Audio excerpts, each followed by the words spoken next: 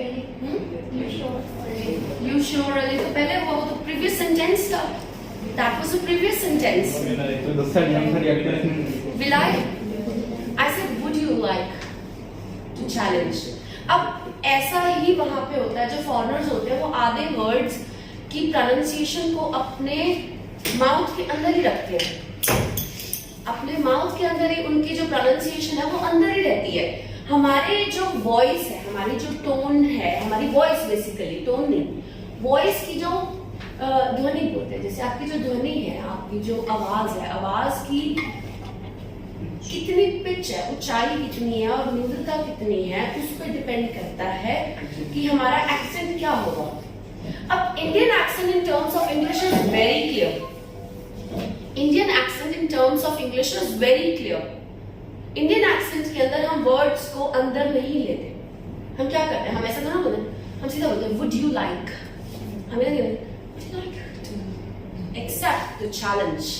वो क्या करते हैं, कुछ वर्ड्स की पिच को अंदर रखते हैं, कुछ वर्ड्स की पिच को बाहर निकालते हैं. जब आप इन चीजों को समझने लग जाओगे, धीरे धीरे कौन से ऐसे वर्ड्स हैं जिनको वो सॉफ्टली बोलते हैं. I really can do this. जब वो बोल रहे कैन डू दिस, आप कभी भी बेटा कैन को लंबाई में नहीं बोलेंगे, स्ट्रेच करके. वो क्या बोलेंगे, आई कैंट डू दिस. वो अपना एक्सप्रेशन भी एक्सप्रेस कर रहे हैं उसमें कि मैं ये नहीं कर सकती, और उस वर्ड को वो स्ट्रेच करें, आई कैन डू दिस. उसमें वो कैन को शॉर्ट रख रहे हैं. I can do this, I can't do this. Oh no, that's not how it is supposed to be. Tone क्या है, नेगेटिव.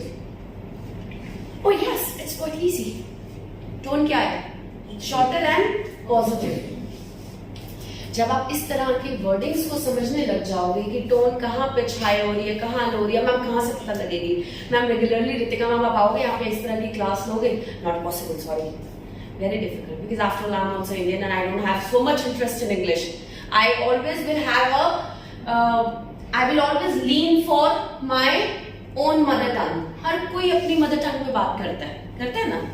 तो यहाँ तो हमारा कि इंस्टीट्यूट है, we are bound, we talk in English, या एक हम उसको स्टेटस सिंबल समझ लेते हैं. आजकल क्या करते हैं, when we have small little children with us and their parents, we will say, oh my God, beta do this, don't do that.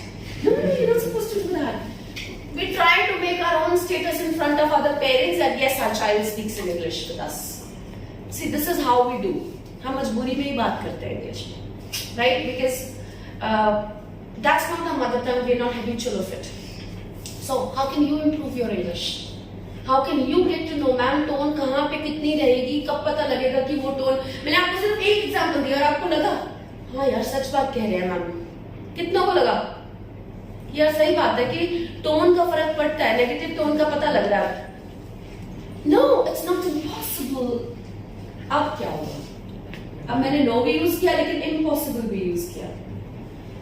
No, not impossible. अब ऐसी टोन के अंदर मिक्स टोन है. क्या है, ऐसी वर्डिंग्स में आपकी टोन क्या होगी, मिक्स. देखो पहली टोन थी, इस चीज को आज आप समझोगे. Your first tone was it is quite easy for me and I can do it the way I like. What it is? Positive. It is shorter. No, I really can't do this.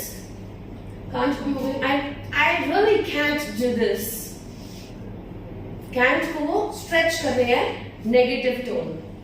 Now I'll give you a mixed tone. No, I think it's impossible. No, I don't. No, I think it's not impossible. Impossible word एक negative word है, no एक negative word है, लेकिन उनके पीछे मैंने not जोड़ दिया, वो पॉजिटिव हो गया. अब तीन नेगेटिव वर्ड को यूज करके वो एक पॉजिटिव सेंटेंस बोल के जा रहा है. पेपर में ये समझने में नो, नॉट, इम्पॉसिबल, इतने में आप क्या हो जाते हो, अगला क्वेश्चन वो बोल जाता है और आप पिछले वाले के चक्कर में अगले दो और कंफ्यूज कर जाते हो. Are you getting my concept?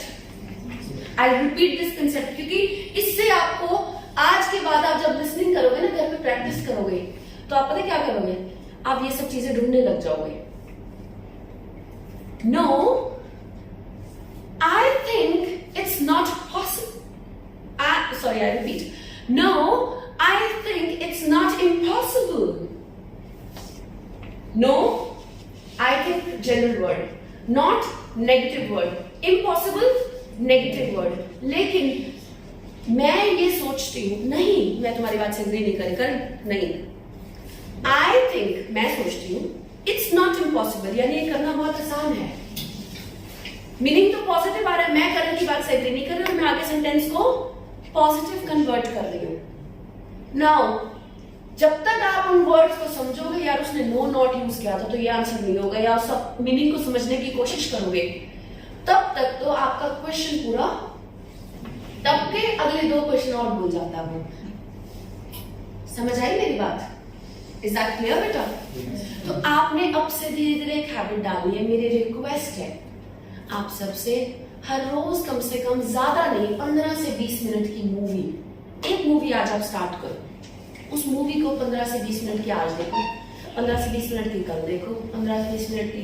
मैं आपसे ज्यादा टाइम नहीं मांग रही. बहुत सारे बच्चे ऐसे होंगे, यार मूवी देखने कोई चक्कर नहीं, आप समझ लेना क्यों नहीं देखते हैं सब. And there will be some, ma'am I don't have time. No no no, I am preparing for IELTS. मेरे पास टाइम नहीं है, मैं मूवीज नहीं देख सकती, मैं नहीं देख, स्पेशली गर्ल्स, टाइम नहीं मेरे पास. मैम मैं एक कराई वो कराई, रीडिंग एक्स्ट्रा कर लांगी, मैं कर लो तो स्पीकिंग चला जाओगे, लिसनिंग चला जाओगे. मूवी देखनी जरूर है, लेकिन मूवी की स्टोरी की साइड नहीं था ना. Yes, you're not going to focus how many scenes are there in the movie. Stories पता क्या करते हैं बच्चे, स्टोरीज देखने लग जाते हैं. ये तो स्टोरी पता लगी, आगे देखते हैं, छोड़ पीछे का देखते हैं, वो वर्डिंग क्या बोल रहे हैं, सबटाइटल्स ऑन करो. बेटा छोटा सा बेटा मेरा 5 years, when he sees something negative वो फॉरवर्ड कर देता है. आजकल बच्चों को सेलफोन दो, सारी वीडियोस आती हैं. जब कोई ऐसी वीडियो, जैसे टिकटॉक की मूवीज आ रही होती है, वीडियो आ रही थी, एक दिन बेले डांस आया and my child moved it. उसको समझ है कि मैंने क्या देखना क्या नहीं देखना, तो आपको नहीं पता. लेकिन मूवी चल रही है, एक्शन हो रहा है, बॉक्सिंग हो रही है, यू आर वाचिंग दैट. गाड़ियां कैसे फ्लिप कर रही हैं, you are watching that. Girls, उसने क्या डाला है, यू आर वाचिंग दैट. हाँ, whether the boy is going to love her or not, or is he going to leave her, end तक स्टोरी देखोगे. हाँ, but that's what it is supposed to be. You are supposed to watch it with the motive of listening the language only. Very nice thing sir has pointed it out. Am I making sense to all of you? Every day 15 to 20 minutes. I have a habit. I cannot eat my food without watching TV. घर पे जब भी खाना खाती हूँ, मेरी habit है, TV नहीं तो मोबाइल में कोई ना कोई मूवी. मेरी एक मूवी 5-7 दिन 10 दिन चलती है, ठीक है. हर थोड़ी देर के लिए मैं आपको, जब मूवी चल रही थी आई स्टार्ट. वैसे तो खाना खाते टाइम कुछ भी नहीं होना चाहिए ऐसा, बट आई हैव हैबिट. मेरे पास टाइम भी वही होता है, आई don't have any other time. So 15-20 minutes I have a habit of. My inclination has shifted to Punjabi movies or Bollywood now maybe, but there was a time 10 years in my life, 10 years in my life continuously I watched English movies. My roommate was a Punjabi girl. She taught me how to speak Punjabi. उसने English सीख ली और मैंने पंजाबी सीख ली. एक दूसरे की company का असर बहुत पड़ता है. We shared the same bed, PG में, हॉस्टल में हम इकट्ठे थे, ठीक है. She learned how to speak in English completely and I learned Punjabi. मुझे पंजाबी नहीं आती थी, but I think मैं बोलने आ गई है पंजाबी, ठीक है. So that's how it is. Your company, आप किसको यहाँ चूज कर रहे हो, that matters to study. 1. Second, अपनी लाइन से जो आपसे ऊपर है, हर एक में अच्छाई है, बट परफेक्शन किसी में भी नहीं है. बट आप सपोज एक ऐसे कैंडिडेट के साथ हो जो आपसे उस लाइन में भी लो है, वो आपका फ्रेंड जरूर होगा, आपकी फ्रेंड जरूर होगी, बट अभी आपको उसी पर्सन के साथ टाइम स्पेंड करना है, कंपनी उसी के साथ रखनी है जो आपसे अपर हो, ठीक है. Clear? So every day 15 minutes of movie session. Do you promise me? Sure? Okay. Now I'll start moving on the smaller tips for today. Listening के अंदर मैम ऐसी कौन कौन सी चीजों को हमने ध्यान रखना है कि हमारे मार्क्स बढ़ जाए, ठीक है. What can it be? Can anybody guide me before I speak? Yes, Prem. What should we take? Take care of, ma'am मेरे 6 साढ़े 6 से ऊपर नहीं जाते, व्हाट इज द प्रॉब्लम? हाँ हाँ जी, कंसंट्रेशन, ओके, ये तो हो गए साइकोलॉजिकल फैक्टर। अगर मैं साइकोलॉजिकल फैक्टर को भी बीच में भी इन्वॉल्व करूंगी, साइकोलॉजिकल फैक्टर से मैं पहले टेक्नोलॉजिकल एस्पेक्ट्स को, technical aspects, not technological, technical aspects जो आपको ध्यान रखने हैं। जो पैटर्न आजकल पेपर में आ रहा है, लगभग दिसंबर से लेके मार्च तक जो मैंने पेपर्स ऑब्जर्व किया है, examinations, recent examinations of files, I have observe उनका पैटर्न जो लिसनिंग का चल रहा है वो चल रहा है पहले 10 फिलअप्स, फर्स्ट 10 फिलअप्स। नेक्स्ट जो आपके 3 एमसीक्यूज है वो है इस तरीके के, जिसके अंदर 3 एमसीक्यूज, जिसके अंदर आपको 3 ही, हाँ ठीक है, जिसके अंदर आपको एक क्वेश्चन के अंदर आगे क्वेश्चन 1, क्वेश्चन 2, क्वेश्चन 3, यानी 3 क्वेश्चन दिए हुए हैं और उन 3 क्वेश्चन के अंदर आपको 3 या 4 ऑप्शन मिले हुए हैं एमसीक्यूज। जैसे which 2 things Ritika ma'am talked about today? पहला क्वेश्चन है, she talked about listening, second में बात करने वाली हूँ स्पीकिंग, थर्ड है राइटिंग, फोर्थ है रीडिंग। मैंने आज किसकी बात की? 2 की, ठीक है। ऐसे ही आपको 3 क्वेश्चन मिलेंगे, राइट। इसके बाद हमारे जो अगले 17 क्वेश्चंस हैं वो भी अगले एमसीक्यूज ही हैं, लेकिन 2 तरह के एमसीक्यूज। एक तरह का एमसीक्यूज तो आ रहा है जो आपको सिंपल एक प्रोजेक्ट के ऊपर 2 लोगों ने काम किया, जैसे mark and Anthony worked on a project, ठीक है। अब उस प्रोजेक्ट से रिलेटेड क्वेश्चंस दिए हुए हैं, सपोज उनकी ओरिजिनल इंटेंशन क्या थी, what was their original intention about involving this subject in the doing this research, what was Ritika ma'am's today's motive of teaching, it was to guide about listening and speaking, but मैं क्या करूंगी, अब मैं आपसे बेटा reading की भी बात कर रही हूँ, मैं आपसे गर्ल्स की भी बात कर रही हूँ, बॉयज की भी बात कर रही हूँ, मूवीज की भी कर रही हूँ, साइकोलॉजी की भी कर रही हूँ, इन सारी बातों के बीच में मैं कोशिश करूंगी इन चारों बातों को तो बोलूंगी मैं। एमसीक्यूज के अंदर सबसे बड़ी चीज आपको ध्यान में रखनी है, those who fail in MCQs, आपको बेटे चारों की चारों बातें क्लियर होंगी, ऐसी एक भी बात नहीं होगी वो डिस्कस नहीं करेगा, लेकिन आपको उनमें से मैम कैसे चूज करना है, मैं आज आपको उसी पे वर्क करने वाली हूँ, specially MCQs today and then the next week, either Monday, Tuesday और वेडनेसडे, इन तीनों में से किसी एक दिन मैप के ऊपर डिस्कशन होगी, ठीक है। We will have. These are the 2 major aspects. If you cover, you work it out. Phillips की गाइडेंस में आपको ब्रीफ में दूंगी आज, which will be very helpful. आपका एक भी फिलअप गलत नहीं होगा उसके बाद, ठीक है। अब 17 एमसीक्यूज के अंदर एक तो आता है आपका कम से कम 7 क्वेश्चंस, अराउंड 7 क्वेश्चंस आपके रहते हैं प्रोजेक्ट बेस्ड, जो आपकी प्रोजेक्ट बेस्ड एक आपकी पूरी स्टोरी बता रहे होते हैं कि 2 लोग हैं, उन्होंने अपना प्रोजेक्ट किया, ठीक है, और वो आपस में बात कर रहे हैं। मैं कहती हूँ करण कौन सा सब्जेक्ट इन्वॉल्व करना चाहिए, आप कहते हैं फिजिक्स, मैं कहती हूँ no physics would be too boring for the children, let's research about history, no history is something that people can google about these days, so what should be the matter of content, I think it should not be. अब आपको लगता है, अब अगला question उसने बोला, उसने statement बोली कि So what should be the next content? Main subject क्या होना चाहिए? आपको लगता है आंसर आएगा, लेकिन आप ये नहीं देखते, वहां पे वो फिर नॉट लगा के वो आपका ऑप्शन कट कर जाता है। अब यहाँ पे साइकोलॉजिकल इफेक्ट प्ले कर रहा है कि संतोष नहीं है, सलोनी नहीं है, जशन भी नहीं है, ये भी नहीं है, अब आपका मन क्या करेगा, यार कोई तो होगा। अभी रितिका मैम ने बोला संतोष का तो है ही नहीं, she is not going to be a part of this discussion, सलोनी भी नहीं है, सिमरन भी नहीं है, जशन भी नहीं है, धीरज भी नहीं है, वहां से मनप्रीत भी नहीं है, नाम बोलेंगे पक्का, अब तो पक्का आएगा, किसी का नाम तो बोलेंगे ना कि वो है, लगता है ना, आता है ना वो थॉट हमारे माइंड में, आता है ना।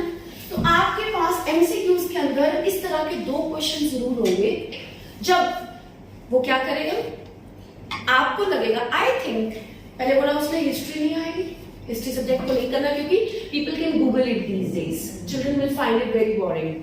Physics, no, because it requires a lot of mental abilities to be involved in terms of experiments. So not all children will be a part of it.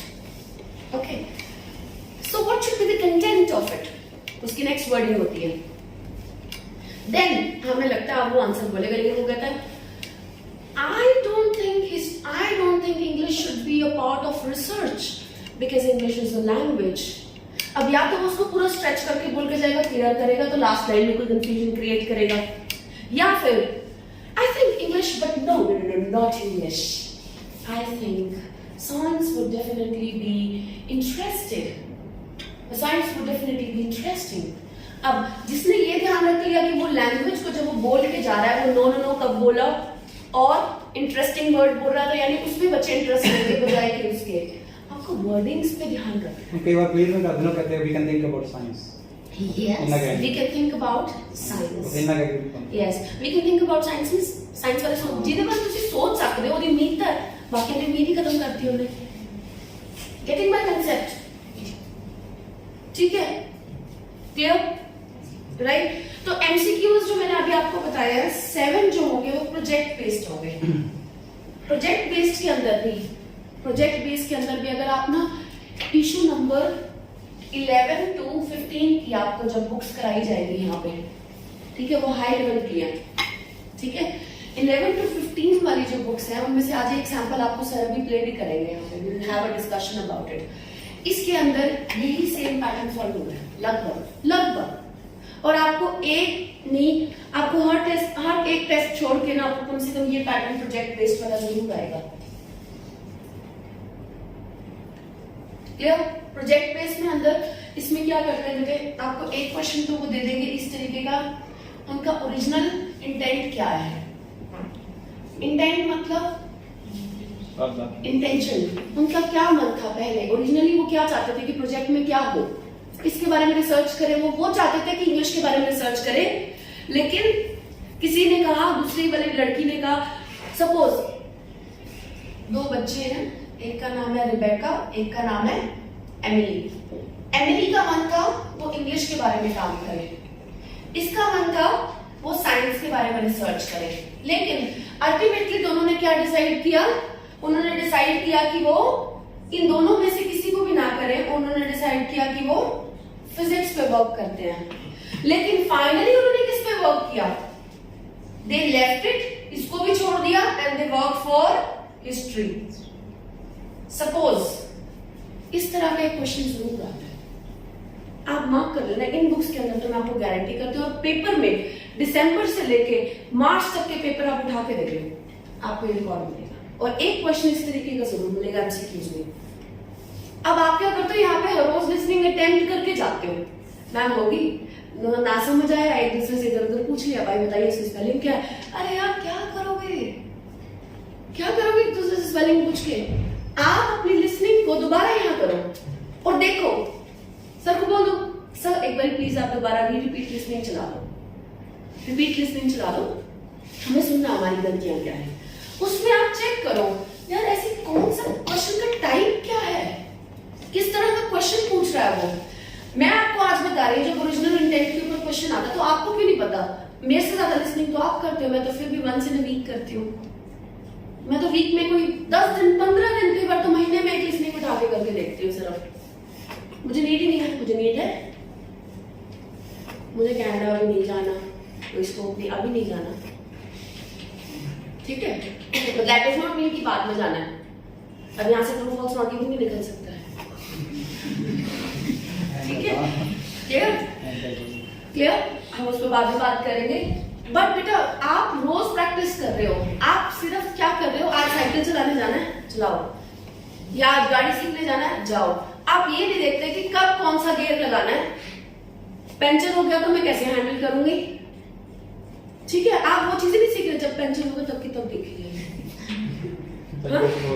Puncture हो गया गड्डी को पटाखा बंदा, हाँ मान लो पता होना चाहिए पंचर हो गया, हवा गई है उसकी, गाड़ी आगे तक जा सकती है नहीं जा सकती, ड्रिबल होएगी, बबल करेगी, क्या प्रॉब्लम्स आ सकती हैं, वो नहीं सोच रहे, गड्डी सीखने जाना जी बस, चक गियर लाया पहला दूजा whatever it is, I don't know.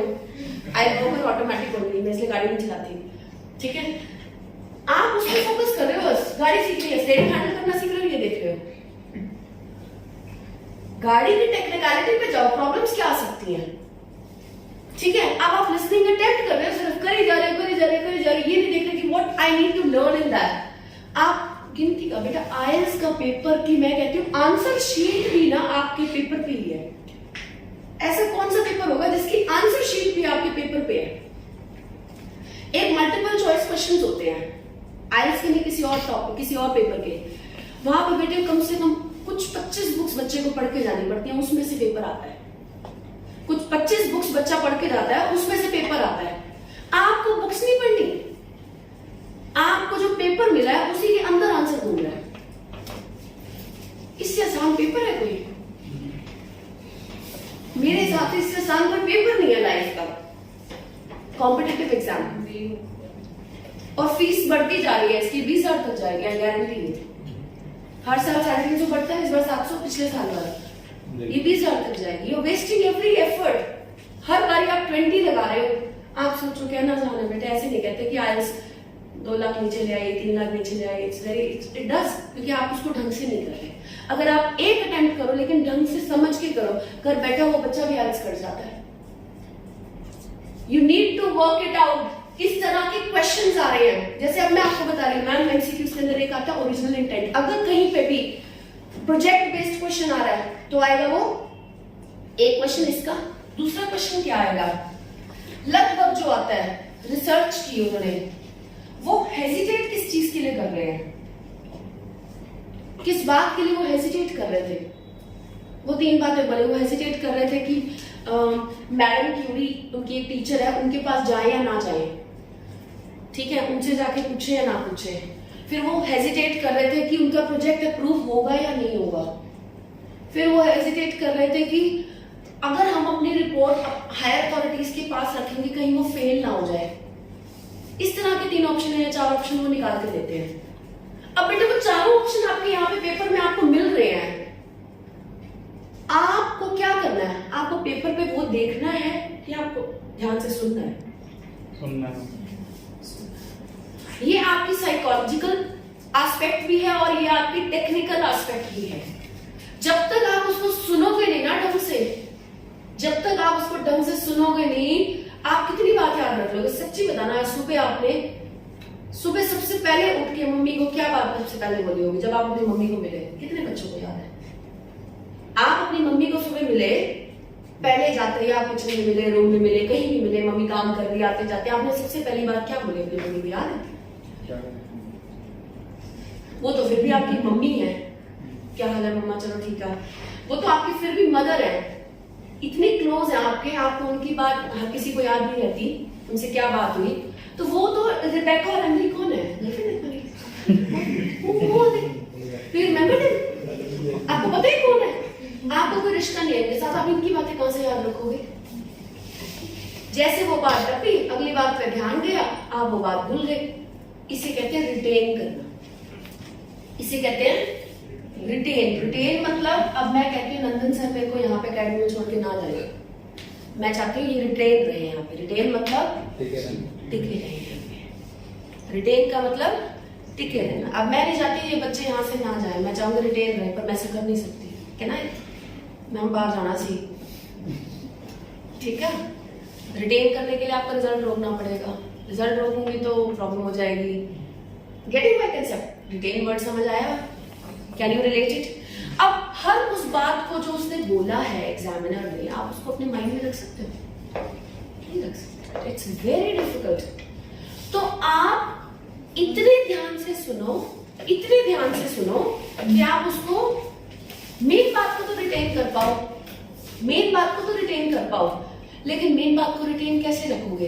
क्या हर एक चीज याद रख लोगे? अब मैं एक सेंटेंस बोलती हूँ, मैं आपको सेंटेंस यहीं से पिक कर रही हूँ क्योंकि मुझे ये स्टेटमेंट अच्छी लगी, यहाँ पे इनका सिस्टम अच्छा लगा। Just speak it.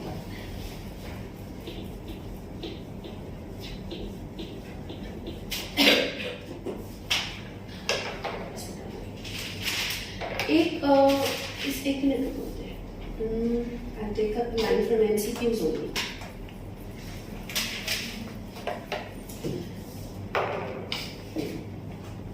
Letter Z on Emma's ticket. देखो बेटे, सबसे पहली चीज तो याद रखना, जो आपको ये नाम मिलेंगे ना वो इंग्लिश ही मिलेंगे ज्यादातर। कैम्ब्रिज की बनी हुई मटेरियल है सारी, ऑक्सफोर्ड, कैम्ब्रिज, बड़े बड़े मतलब इंस्टीट्यूट्स के बने हुए मटेरियल आते हैं यहाँ पे, ठीक है। आप क्या एक्सपेक्ट कर रहे हो कि एक इंग्लिश का बंदा तमिल का नेम थोड़ा देगा। अब आदत होती नहीं, यहाँ आदत होती है Ravi, Jashan, we have Indian names, Manisha, Meenakshi, Santosh, Saloni, Ritika, we have Indian habit of listening to the names, ठीक है। इंडियन टच ही रहेगा हमारा, हम एक्सपेक्ट नहीं कर सकते। आजकल चल पड़ा थोड़ा सा अफगानी टच आ गया, मायरा, अमायरा, जायरा, जॉर्डन, हाँ जॉर्डन जॉर्डन इंग्लिश है। ज्यादातर क्या आ गया ट्रेंड वैसे आजकल, आप नोट करो, लड़कों में भी हैप्पी तो फिर भी इंडियन पुराना है, आप नोट करना। आप जो टच है टाइम टू टाइम चेंज होता रहता है, दिस इज ट्रेंड, ठीक है। बट अभी तक ऐसा तो नहीं आया कि आपको माइकल, आपको जॉन, आपको ज्यादातर यहाँ इस बेल्ट में तो नहीं मिलेंगे।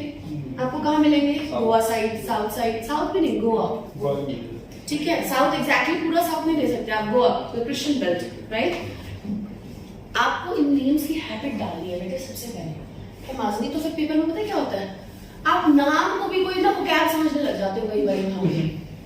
हैपेंस, बहुत सारे बच्चे ऐसे, there are so many children who do this, ठीक है। जितना आप इन नाम, इन नेम्स के साथ आपकी जितनी हैबिट बन जाएगी उतना आप फास्टर समझोगे। नहीं तो पेपर में जैसे ही स्टेटमेंट आएगी, आप इस स्टेटमेंट को क्या करोगे, I will just tell you.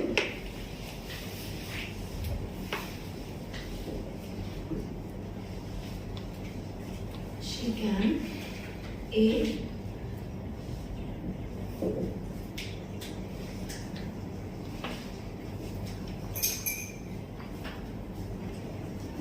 ये शॉर्ट में है, वैसे आपको ज्यादातर आपको ना वहां पे अब लेंथ वाले एमसीक्यूज आ रहे हैं, बट ये छोटे एमसीक्यूज हैं।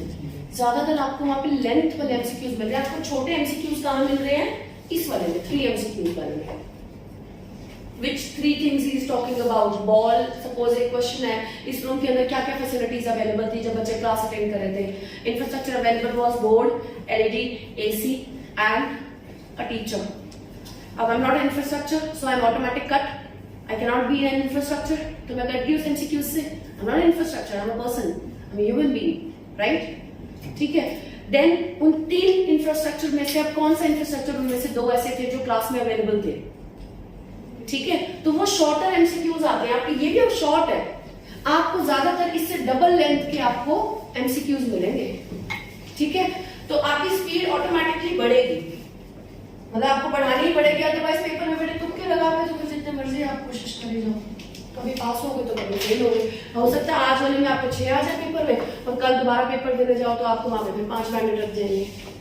जब तक आप अपने आप को ग्रोथ के एस्पेक्ट से नहीं चल रहे, आप सिर्फ अटेम्प्ट के एस्पेक्ट से चल रहे, देखी जाएगी पेपर नहीं क्लियर होता, ठीक है। अब इसमें वो क्या करें, जब ये हमारे पास क्वेश्चन आया तो हमने क्या किया, अगर मैं I'm a normal student who stucks between 5.5, 6 और 6.5.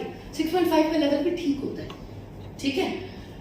Letter Z on Emma's ticket means that she can. फिर मैं दोबारा जाऊंगी, letter Z on Emma name, मैं अपने आप को समझा रही हूँ।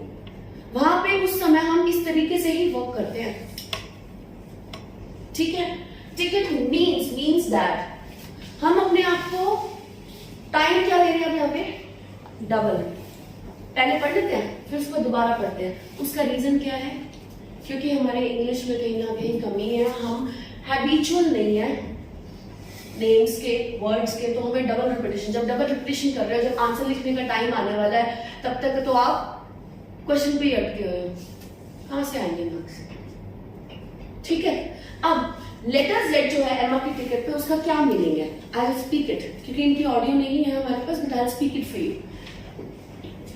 I think it means that she can change it for another one. While the ticket man was telling her that it will be difficult to get it changed with the letter Z, she needs a letter P. But wait, let me confirm that. I just confirmed that. I just got it confirmed from the supervisory head, and I realized that the letter Z somehow can connect with getting her money back. Somehow it can connect with getting her money back. अभी भी उसने somehow word use किया, मतलब वो sure नहीं है. Finally, we decided to meet the chairman in charge of that ticket hall, and ultimately we found that it means the both. It means the both.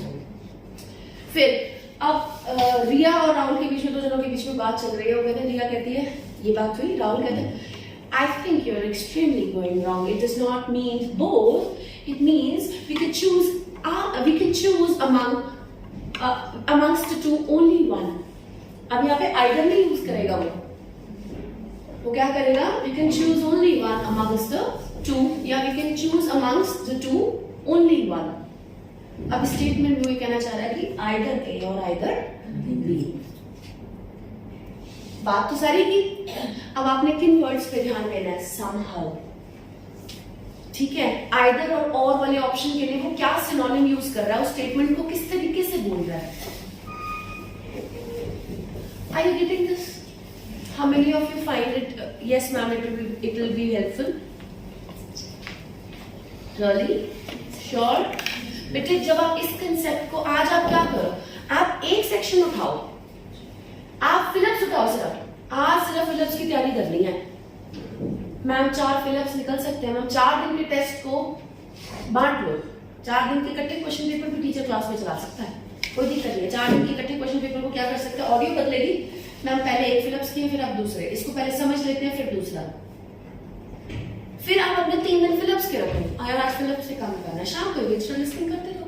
YouTube पे कितनी listenings है, अब शाम को एक्स्ट्रा लिसनिंग निकाल लो, full listening. अब एक दो बच्चे यहाँ से ड्रॉप क्यों कर गए? मैम यहाँ पे ना टूटा काम होता है. मैंने उनको एक बात बोली, आप यहाँ सीखने आते हो या अटेम्प्ट करने आते हो? प्रैक्टिस करानी है आपको. मार्केट में कम से कम, यहाँ छोड़ो आप कहीं पे भी चले जाओ, आपको कम से कम 50+ इंस्टीट्यूट्स अच्छे शहर जैसे बठिंडा में बहुत सारे हैं, आप चंडीगढ़ जाओ बहुत सारे हैं, 50 इंस्टीट्यूट्स ऐसे दिखाते हैं जो सेम ही पैटर्न पे चलेंगे. सुबह आओ, लिसनिंग करो, रीडिंग करो, राइटिंग करो, उसकी डिस्कशन करो और जाओ. यहाँ पे हम हर थोड़े टाइम में चेंज करते हैं ये pattern. You come here for learning और do you come here for attempt? Attempt तो आपको घर भी कर सकते हो आप बेटे. यू कैन इजीली, आप एक दिन को 2 भाग में बांट लो. सुबह का पार्ट हमने लर्निंग करा है, शाम को 3 घंटे लगातार हमने उसको अटेम्प्ट करना. हर रोज एक मॉक टेस्ट घर जाकर कर लो अपना. नहीं कर सकते? फिर मेरे को दो बच्चे को मुझे कभी नीड नहीं है. I will never require such children. अब उनका एस्पेक्ट ठीक हो सकता है, मैम डिसिप्लिन मिलता है हमें कि हम लगातार अगर कर रहे हैं. अरे बेटे आप खुद सोचो, क्या आप जो यहाँ पे इंस्टीट्यूट में टाइम बिता के जा रहे हो आपको दोबारा शाम को मिलेगा? इंस्टीट्यूट का टाइम शाम का तो नहीं है ना, कि मैम सुबह फ्रेश माइंड से तो हम अटेम्प्ट ही करेंगे और शाम को हम टीचर के पास जाएंगे, टीचर प्लीज हमें सिखा दो. Do you think the teacher is free? जो टाइम बना हुआ है उसी अकॉर्डिंग टीचर करेगा ना बेटे. Understand my concept? तो अगर वो 2 बच्चे अगर इस चीज को नहीं समझेंगे, इसमें मेरा लॉस नहीं है, उनका लॉस है.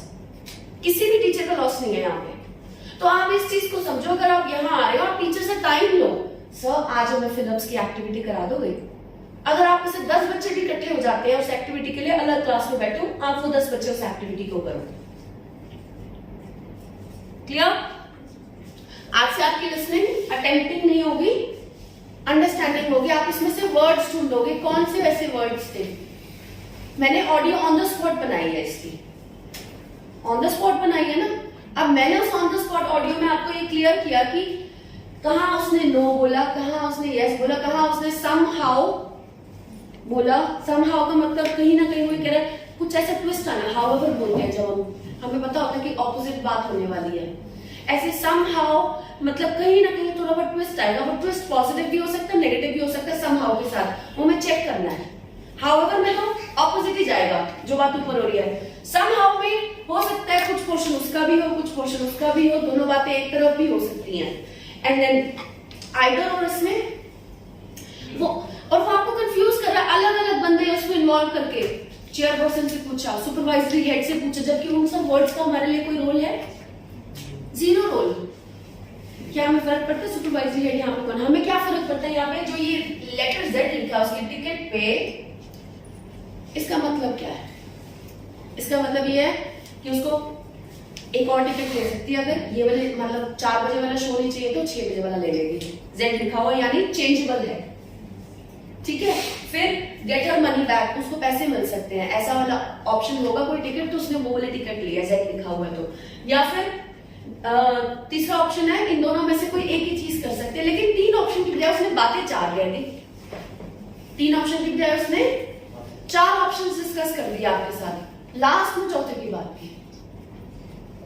इतनी सब कहानी उसने, हो सकता था वो ये सेम आंसर पहले बोल देता और फिर आपको सारी कहानी बोलेगा,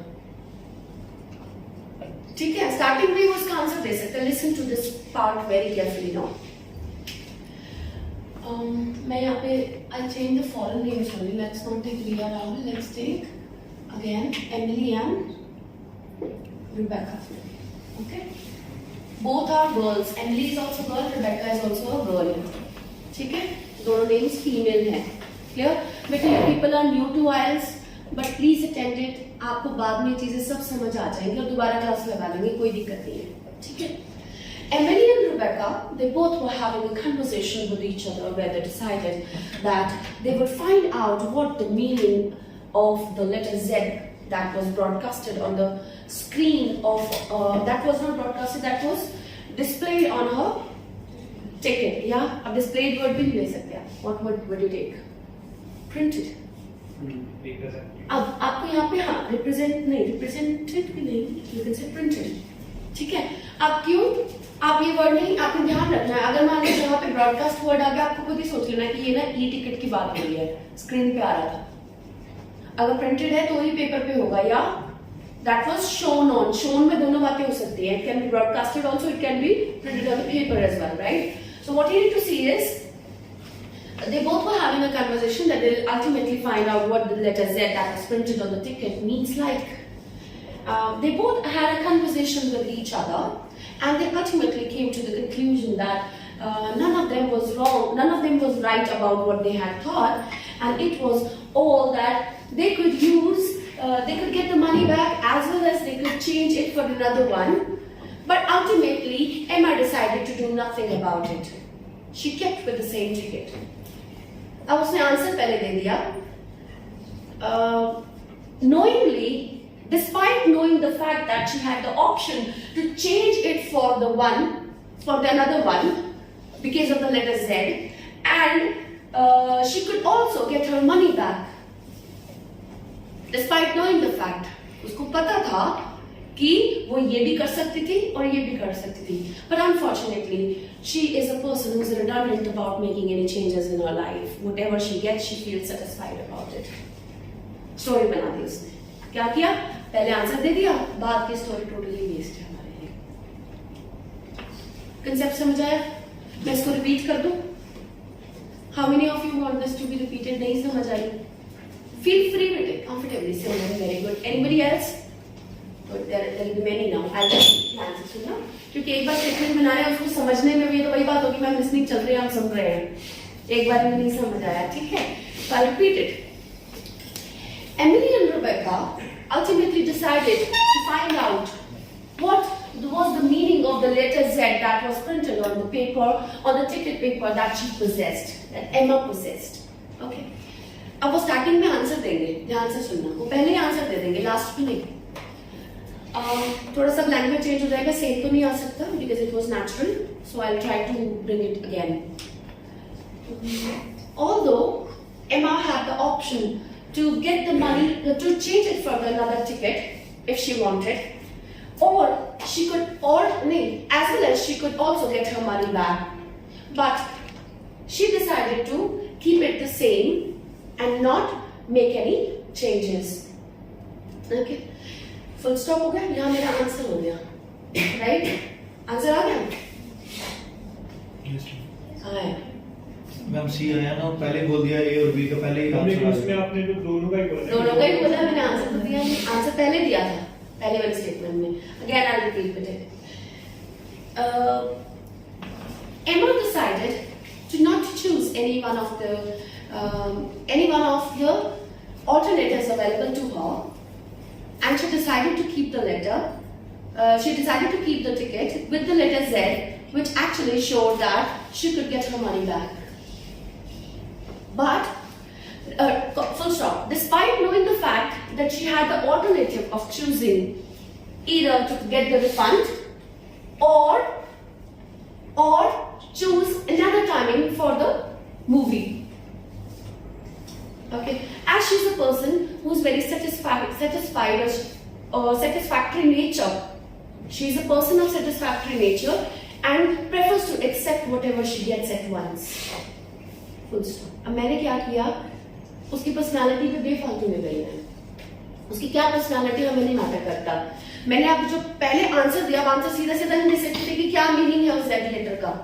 मैंने क्या किया, मैंने उसमें ये बताया, हालांकि उसके पास ऑप्शन था that she could get her money back। वो मेरा आंसर था। उसमें आंसर पहले देके स्टोरी बना सकते हैं या पूरी स्टोरी बता के फिर लास्ट में आंसर भी आ सकता है। अब इसमें कौन से वर्ड्स थे, उसमें तो however था, ये सारे वर्ड्स थे। इसमें कौन से वर्ड्स थे, although, despite, redundant मैंने बोला, refund मैंने बोला, money back का मतलब refund, तो मैंने money back ना बोल के मैंने बीच में एक बार उसको refund यूज कर लिया। ठीक है, और मैंने यहाँ पे एक स्टेटमेंट जो बोली, जो लेटर Z है which meant, mean को क्या कर दिया, means को मैंने यहाँ चेंज कर दिया meant में। which meant क्या है, जिसका मतलब था, है या था, उस समय टिकट की बात हो रही है ना, तो था भी हो सकता है। इस तरीके से वो अपनी टोन सारी चेंज कर जाते हैं। Is that concept clear now? Clear? How many of you still have doubt in such kind of MCQs? अब मैम प्रॉब्लम बेटा आपको पता है कहाँ आएगी मैम, ये तो छोटे से होते हैं। जब लेंथी आता है तो हमारा मैम ब्लैकआउट हो जाता है। बहुत सारे ऐसे बच्चे होते हैं, मैम 3 MCQs तक के मेरे को ऐसे लगा मेरा ही आ गया मेरी आंखों के आगे, मेरे कान सुन हो गए, मुझे पता ही लगा वो बोल के क्या चला गया। जब 3 क्वेश्चन के बाद उसने बोला, मुझे समझ नहीं आ रहा कि मैं अब क्वेश्चन नंबर 4 पे जाऊं, 5 पे जाऊं या 6 पे जाऊं, बोल कहाँ रहा है। इस चक्कर में मेरे सारे MCQs खत्म हो गए। फिर मैंने मैम इधर उधर से पूछे और मैम पता तो नहीं था ना उसके आंसर ठीक है या नहीं है। And you ultimately end up confused about your paper and you wait for 13 days। ठीक है, 13 दिन इंतजार करते हो, फिर रिजल्ट खराब आता तो फिर माइंड बनाते हो 5 दिन बाद हम ज्वाइन कर लेते हैं। है कि नहीं बेटे? आप पेपर से बाहर निकलो एक अच्छे उससे कि मैम मेरे ये आंसर तो 100% ठीक है। आपको कॉन्फिडेंस कब आएगा, जब आपको टेक्निक्स का पता है। जब आपको पता नहीं है टेक्निक्स का भी, आपको अच्छा इसमें से 50% बच्चे तो ऐसे हैं जिनको पता भी है कि मैम इन वर्ड्स का ध्यान देना है, लेकिन पता नहीं अल्टीमेटली वहां प्रॉब्लम क्यों आ जाती है। पेपर में प्रॉब्लम तब आती है, कितने बच्चे सच्ची बताना यहाँ पे, how many of you actually practice it with the process of learning. आप एक क्वेश्चन के ऊपर 7-8 मिनट लगाते हो कि उसकी एक एक बारीकी देखो घर पे। गुड। MCQs okay. नीड नहीं रहती। हाँ बेटे, नीड नहीं रहती। देखो जिसको नीड नहीं रहती उसका बेस कहीं ना कहीं इंग्लिश ऑरा के साथ जुड़ा हुआ है। ऑरा मीन्स एनवायरमेंट है। एनवायरमेंट कैसा, चाहे वो सेल्फ क्रिएटेड हो चाहे वो उनको नेचुरली थिंग से मिल रहा है। Self created means you watch movies, you talk with people in English, you here at least 1 speech every day. Movie देखने का टाइम नहीं है मैम, रोज मैम 10-15 मिनट की एक मूवी लंबा, फिर हमारा इंटरेस्ट बन जाता है, फिर हमारा टाइम वेस्ट हो जाता है। तो हम नहीं चाहते कि हम मूवीज में मेंटर करें। 10 मिनट की स्पीच मिलती है यूट्यूब पे, आपको एक चैनल ले लो स्पीच का जहाँ पे आप स्पीच डालो। स्पीच ऑफ फेमस एडवाइसेस का एक चैनल है, आई विल गिव यू, ठीक है, that the name of the channel is Ted talks. आप इस चैनल को यूट्यूब पे फॉलो करो। इसमें आप हर रोज एक सेलिब्रिटी की, एक फेमस पर्सन की स्पीच सुन लो। 10 से 15 मिनट की स्पीच है, आपकी इंग्लिश इंप्रूव हो जाएगी। Is that clear? कल परसों मैंने एक स्टेटस भी डाला था, 20 books that can help you improve your English. आप उन बुक्स में से कोई एक बुक उठा लेना पढ़ने के लिए। मैंने जब अपनी इंग्लिश को इंप्रूव करना स्टार्ट किया था, when I was in class 7, तब मैंने एक ऑथर था जिसका नाम है एनिड बाइटन। इसकी एक पूरी सीरीज है नॉवल की जिसका नाम है सीक्रेट 7। सीक्रेट 7। और मैं बहुत खुश हुई जब मेरे बेटे के स्कूल में भी ये मैंने लाइब्रेरी में बुक्स देखी। I feel very happy. मैंने अपनी यहाँ से इंग्लिश ग्रोथ स्टार्ट की थी। मेरी एक्चुअल ग्रोथ यहाँ से शुरू हुई थी। मैंने इसकी सीक्रेट 7 की जितनी भी बुक्स थी, मैंने हर एक बुक को, इतनी पतली पतली नॉवेल्स हैं, आपकी इस बुक से भी पतली, ठीक है, इससे भी मतलब lesser in the width, and I used to read it when I was in class 7। That was my first novel that I started. उसकी सारी बुक्स मैंने पढ़ी and there my growth started. ठीक है, अब आपके पास इतना टाइम नहीं है, मैम क्या क्या करें, तो शॉर्टकट है आपके पास। You can go for TED talks every day 10 minutes. क्या जो करेगा बेटे वो एक्चुअली में इंप्रूवमेंट पाएगा, otherwise it's your loss. Next what I do is I give you logic. मैंने आपको एक तरह का क्वेश्चन बता दिया प्रोजेक्ट का, ठीक है, प्रोजेक्ट में ओरिजिनल इंटेंट क्या था और एक फाइनल डिसीजन क्या हुआ उनका, इसमें भी बात आती है।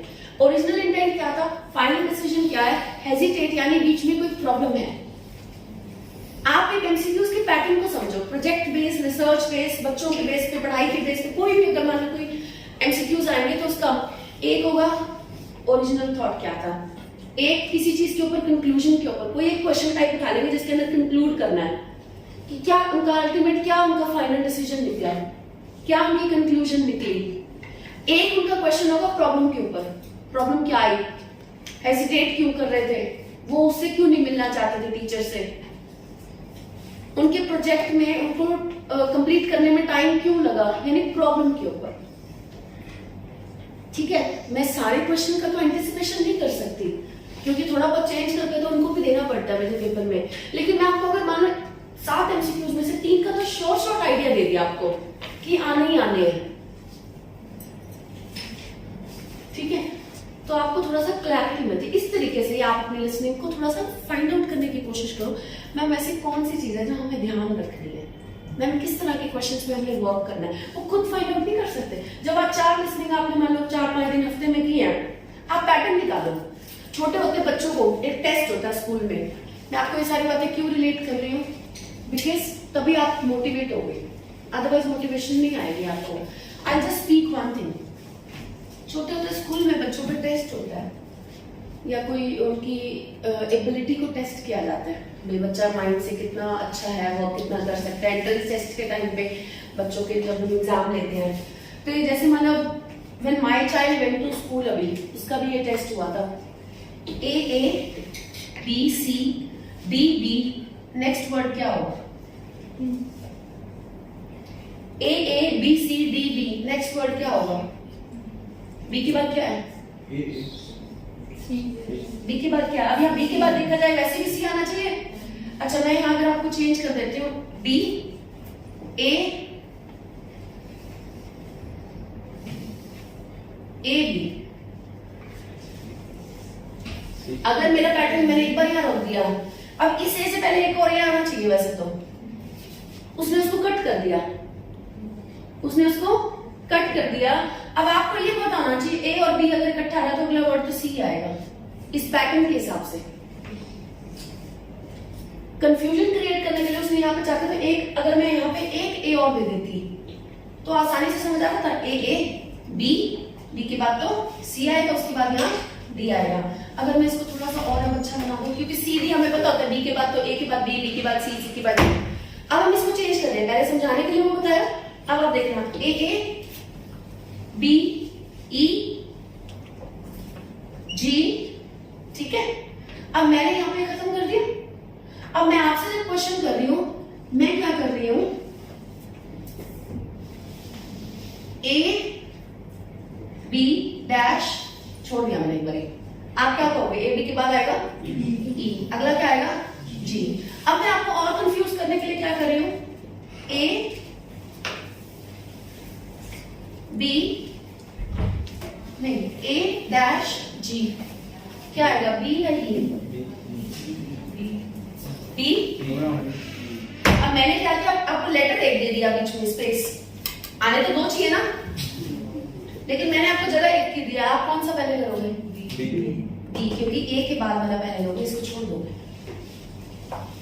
यानी यहाँ पे हम बच्चों की टेस्टिंग क्या कर रहे हैं? जब एक छोटे से फर्स्ट क्लास के बच्चे की टेस्टिंग हो रही है, तो आप जब अपनी लिसनिंग कर रहे हो, आप पैटर्न नहीं फॉलो कर रहे कि लिसनिंग में एमसीक्यूज आ रहे हैं, एमसीक्यूज में किस तरह के क्वेश्चंस आ रहे हैं। धीरज नींद नहीं आनी चाहिए बेटे, आंखें बंद हो रही हैं, एक्टिव, ठीक है, क्लियर? तो आपने अब लिसनिंग के अंदर ये नोट करना है कि किस तरह के क्वेश्चंस हैं।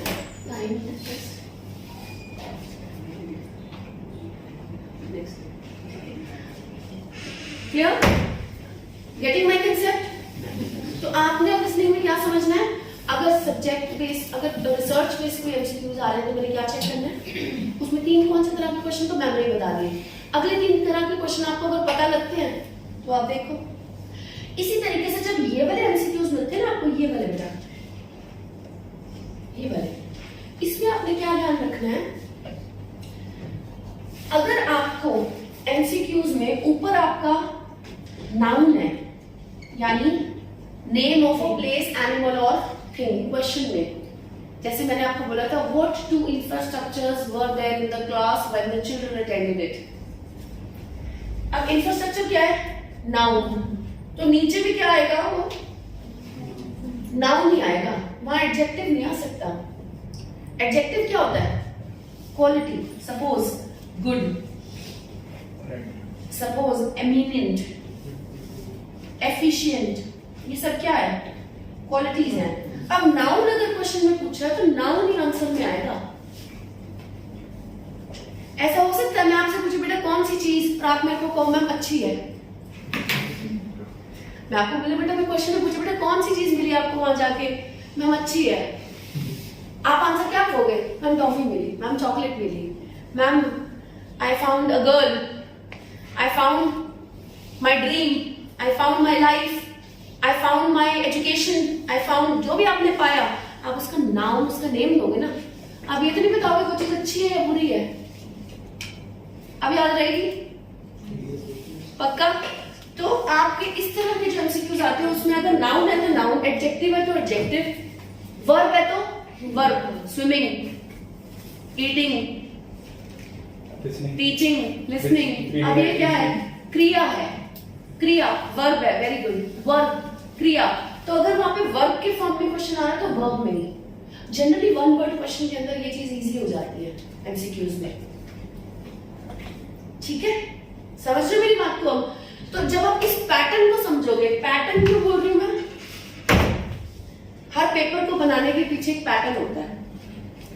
जब ये 11 से 15 नंबर की जो बुक मैं आपको बता रही हूँ इशू की, अगर ये बनी हुई है, आप इनका पैटर्न आज आपको, मैं आपको काफी सारे बच्चों को तो 11 to 15 के इशू मैंने 13 इशू दिया हुआ है, 11 इशू दिया हुआ है पहले जिनके पेपर होते हैं, और अब भी 3-4 बच्चे जिनके एग्जाम है हार्डवेयर से बुक्स लेके जाओगे आप, ठीक है, right? So what you need to focus on, आप उसका पैटर्न नोट करो। हर एमसीक्यूज के अंदर देखना, अगर रिसर्च बेस्ड की बात हो रही है तो मैम ने मेन उनका ओरिजिनल इंटेंट क्या है, उन्होंने फाइनली कंक्लूड किस पे किया। ये नहीं कि प्रोजेक्ट की टोटल ओरिजिनल इंटेंट या प्रोजेक्ट का टोटल कंक्लूजन, किसी क्वेश्चन को उठा के वो कह देंगे कि हिस्ट्री के बारे में उनकी पहली ओरिजिनल सोच क्या थी, फाइनली फिजिक्स के बारे में उन्होंने क्या कंक्लूड किया। ये नहीं कि आप पूरे प्रोजेक्ट के ऊपर ओरिजिनल पूछेगा और पूरे प्रोजेक्ट के ऊपर कंक्लूजन पूछेगा, प्रोजेक्ट के पीछे प्रॉब्लम्स क्या आई, किसी एक उसके पार्ट को लेके 3 क्वेश्चन इसके बेस पे आपको 99% मिलेंगे मिलेंगे, ठीक है? Clear? Okay, let me see what I can guide you. फिलिप्स के अंदर मैं एक छोटी सी टिप दे रही हूँ बेटे, छोटी सी टिप दे रही हूँ, छोटी सी। वैसे तो बेटे दिस क्लास, वही बात है कि क्लास लंबी चली जाती है, छोटी छोटी बातें हम डिस्कस करने लग जाते हैं, चाहे हमें मतलब रेगुलर करनी पड़े तो Nandan sir we can keep it regular also for upcoming week. मैं जिस दिन हूँ उस दिन कोशिश करूँ कि इनकी क्लास ना मतलब इसी टाइम लगवा दूँ, क्योंकि बाद वाला टाइम मेरा बिजी हो जाता है बेटे, मॉर्निंग मेरा बिल्कुल फ्री होता है। मैं बार बार बोलती हूँ morning is I have a relax time. तो अगर आप रेडी हो, मैं रेडी इसके बाद हो जाए 11 से 12 आप क्लास ले लो, आप कंटेंट आप बता देना सर को, सर आप सबका कंसेंट ले लेना। कोई भी अगर एक ऐसा बच्चा है जो इसके लिए मना करता है तो मुझे नॉलेज भी हो, अगर बच्चे रेडी है तो मुझे कोई प्रॉब्लम नहीं है, ठीक है? क्योंकि कई बार बच्चे कहते हैं फ्रेश माइंड से रीडिंग हो जाए, मैं मानती हूँ आपकी बात, लेकिन जनरली बेटा मेरे पास टाइम नहीं बनता है, फिर then the staff will be taking it, ठीक है? But many of them message में बाद में फिर मैसेज करते हैं मैम आप आए नहीं, एक नहीं 15-20 बच्चे होते हैं, तो मुझे भी लगता है तो मैं मॉर्निंग आपको टाइम दे दूंगी। अगर आप रेगुलर मांगोगे एटलीस्ट वीक में 4 टाइम्स हेल्प प्रोवाइड, ठीक है? क्लियर? तो धीरे धीरे सारे टिप्स डिस्कस होते जाएंगे। एमसीक्यूज का आज रफ आइडिया मिल गया, ठीक है? और एमसीक्यूज के अंदर 3 चीजों का खास ध्यान रखना है। अब ये ध्यान से सुनना, ये टेक्निक आपको ओवरऑल काम करेगी। ललन सर, इसके बाद जो लिसनिंग के चलाओगे ना क्लास में, यस मैम, वो इनको इसी तरीके से प्रैक्टिस जो हमने सोची हुई है वो आप कमल सर मिलके करें। ओके। नहीं? हम क्या करेंगे बच्चे, इसमें आपने 3 चीजें एमसीक्यूज में ध्यान रखनी है। फर्स्ट, मेथड ऑफ एलिमिनेशन, इसको सबसे ऊपर रखना है। मेथड ऑफ एलिमिनेशन, जैसे मैंने आपको उस टाइम बताया था जब मैंने आपको बोला कि इंफ्रास्ट्रक्चर पूछा उसने और उसमें नेम डाला हुआ टीचिंग ऑफ रितिका मैम या रितिका मैम, अब मैं इंफ्रास्ट्रक्चर नहीं हूं ना, तो आपने जो ऑड ऑप्शन है, जो आपको लगता है कि उसके साथ बिल्कुल सूट नहीं कर रहा, नॉट सुटेबल एट ऑल, ये तो बन ही नहीं सकता, उस ऑप्शन को पहले कट कर दिया करो। अब मैं पहले वो ऑप्शन ढूंढे, 4 ऑप्शन में से पहले उसको ढूंढे, A B C D, पहले मैं ढूंढे कि कौन सा नहीं बन रहा, नहीं, पहला ऑप्शन देखा उसको चेक करो, दूसरा देखा चेक करो। या तो ये तरीका है कि देखो हर बच्चे की अपनी टेक्निक होगी करने की, इसको आप अगर A B C D 4 अगर आप सीरीज में देख रहे हो ऑप्शंस, यार ये ऑप्शन तो नहीं बनता, ये नहीं बनता, ये चांसेस है, ये चांसेस है, आप सीरीज में जा रहे हो, या आप क्या करते हो, पहले मैं ऑड वन देखता हूँ, ये देखती हूँ, पता है मिस इसमें नाउन की बात हो रही है, नाउन की हो रही है, नाउन की हो रही है, और इसके अंदर नाउन नहीं है, उनकी टीचिंग की बात हो रही है, और वो भी Ritika ma'am, she is not an infrastructure, तो आप उसको सबसे पहले एलिमिनेट कर दो, आपके 3 ऑप्शन बच गए, आपके पास चॉइसेस कम होगी, एक वो ऑप्शन है। अगर चॉइसेस कम करते जाना है, और वैसे देखा जाए तो जैसे आपकी चॉइसेस कम होती जाएंगी ना, वैसे आपका आंसर नजदीक आता जाएगा, लेकिन हर बच्चे की क्वालिटी नहीं होती कि वो पहले ऑड वन आउट को निकाल पाए, 60% स्ट्रेंथ इसमें फेल करती है, दिस इज माई एक्सपीरियंस। तो वो अब आपने देखना है कि आपकी कौन सी पॉलिसी, आपकी कौन सी प्रोटोकॉल, कौन सा स्ट्रैटेजी आपके लिए अच्छी है, कि मैं तो मैम सारे ऑप्शन देख कर सकती हूँ, या मैम मैं पहले ऑड वन आउट निकाल सकती हूँ, उसके बाद ही मैं कर सकती हूँ। वो आपने अपनी स्ट्रैटेजी खुद फाइंड करनी है। अगर मैं आपके ऊपर इम्पोज करूंगी तो गलत हो जाएगा, फिर आप उसी हिसाब से सोचोगे रितिका मैम कैसे कहते हैं तो ऐसे ही करना है। अब एक बच्चा 60% ब्रेन है उसका, रितिका मैम कहते हैं मैं तो इससे ना इसको ऐसे कराऊंगा तो ये 80% का हो जाएगा, उसका काम ही ब्रेन 60% करता है, मैं उससे 80% की क्वालिटी कहां से ले लूंगी? इंटेलिजेंस पावर उसकी 60% ही है, उससे ऊपर चाहे आप कितना भी एफर्ट कर लो वो बच्चा नहीं कर सकता। अगर मैं उससे 80% का आउटपुट ले सकती हूँ? नहीं ले सकती, वेरी डिफिकल्ट, जिसका ब्रेन ही नहीं है। एक नॉर्मल बच्चा होता है, हम फिर भी होप रखते हैं, एबनॉर्मल का पता होता है ना कि नहीं कर सकते।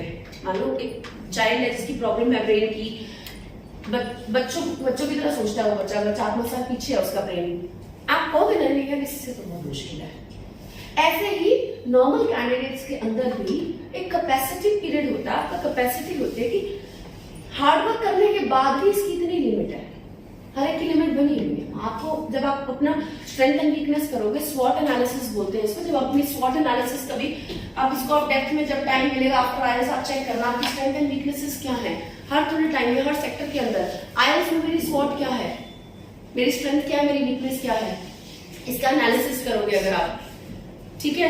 ऐसे ही लिसनिंग के अंदर मेरी स्ट्रेंथ क्या है, वीकनेस क्या है, रीडिंग के अंदर मेरी स्ट्रेंथ क्या है, वीकनेस क्या है, लिसनिंग के अंदर 4 पार्ट्स है तो 4 पार्ट को डिवाइड करो, 3 पार्ट है तो 3 पार्ट को डिवाइड करो, इसमें मेरी स्ट्रेंथ क्या है, वीकनेस क्या है, जब आप वो करोगे ना आपको पता लगेगा इसमें तो मैं इतना ही काम कर सकता हूँ, इससे ज्यादा मेरी कैपेसिटी है नहीं, या आपका टीचर आपको बता देगा कि 70% जितनी कैपेसिटी नहीं है, 90% इसमें तो मैं 100% ले सकती हूँ, ठीक है। तो आपको ये चीज का खास ध्यान रखना है कि आप अपनी स्ट्रैटेजी खुद करोगे, अगर मैं कहूंगी ना ऐसे करो तो वो गलत होगा बेटे, आप उसी हिसाब से सोचने लग जाओगे मैम ने कहा ऐसे करना है, चाहे आपकी कैपेसिटी उस तरीके से करने की नहीं है, मैम ने कहा पहले ये वाला पैटर्न फॉलो करना है, और बच्चा इससे मार्क्स बढ़ के नीचे जा रहे हैं, 10 दिन नीचे गए, 15 दिन में अगर फिर ऊपर उठने लग जाए रिजल्ट फिर तो है ठीक। अगर बिल्कुल ही कोई चांस ही नहीं है, 15-20 दिन महीना लगातार करके देख लिया आपने इसको और रिजल्ट नहीं उठ रहा, it means the strategy does not work for you, the strategy works in this series. आपके लिए सीरीज ही काम कर रही है। तो आपने अपनी स्ट्रैटेजी, आपकी सीरीज, आपका पैटर्न, आपका protocol means the way which you going to do it, ये आपको खुद डिसाइड करना है। Second thing that you are going to take care of in MCQs is look for words, special words को देखोगे आप। अब हम यहाँ पे special words क्या है? No, not, however, यानी connectors as well as negative and negative words बीच में कौन से हैं? ठीक है। उसके अलावा connectors में क्या होगा? And, if, but, however, rather than, while, whereas। Sir इनकी एक क्लास ना जो बच्चे वीक है ना, कनेक्टर्स कौन कौन, rather than की यूजेज क्या है, ऑल्दो की यूजेज क्या है, वो एक सैटरडे को ना मॉक से पहले मॉर्निंग टाइम वो बच्चे 9 to 10 आएंगे और वो क्लास लेंगे। ठीक है, मॉक से पहले नहीं करना, डिस्टर्ब हो तो ऐसा भी है कुछ, एनीबडी श्योर? ठीक है, अगर लगता है तो नहीं मैम फिर हम फ्राइडे की कर लेंगे, कोई बात नहीं, let's keep it Friday also, मुझे कोई प्रॉब्लम नहीं है। ठीक है, कनेक्टर्स के ऊपर कई बच्चों को सर नहीं पता सर, डिस्पाइट, कई बच्चों को नहीं पता कि इंस्पाइट, अब उसका हम जब राइटिंग में यूज नहीं करवा रही मैं आपको, मैं रादर देन, वेयरएज, कुछ नॉर्मल वर्ड्स पे वर्क करती हूँ, although, not only but also. लेकिन अगर उसका यूजेज लिसनिंग में आ गया फिर डिस्पाइट, अगर जिस मैंने बोला था, despite knowing the fact that she could have got an exchange या she could have got her money back, यानी Z का मीनिंग क्या है? मनी वापस ले सकती थी, उसको इस बात का पता था, फिर भी उसने नहीं किया, तो वो डिस्पाइट वर्ड का अगर मतलब नहीं पता तो मैं कंफ्यूज हो जाऊंगी। ठीक है, लुक फॉर स्पेशल वर्ड्स, ऐसे वर्ड्स जो shorter, in, on, under, above, यानी सब ग्रामेटिकल टूल्स। ग्रामेटिकल टूल्स में क्या क्या आता है? prepositions, then conjunctions, then modals का बहुत बड़ा रोल है, can और may। Amit can get good results, यानी चांसेस हैं, मतलब ब्राइट चांसेस हैं, 90% yes है। Amit may get good result, 50-50% chances हैं। Amit might get good result, यानी उसका अच्छा रिजल्ट आने के चांस कम है, ना आने के अच्छा रिजल्ट ना आने के चांस ज्यादा है और अच्छा आने के कम है अगर माइट यूज किया है।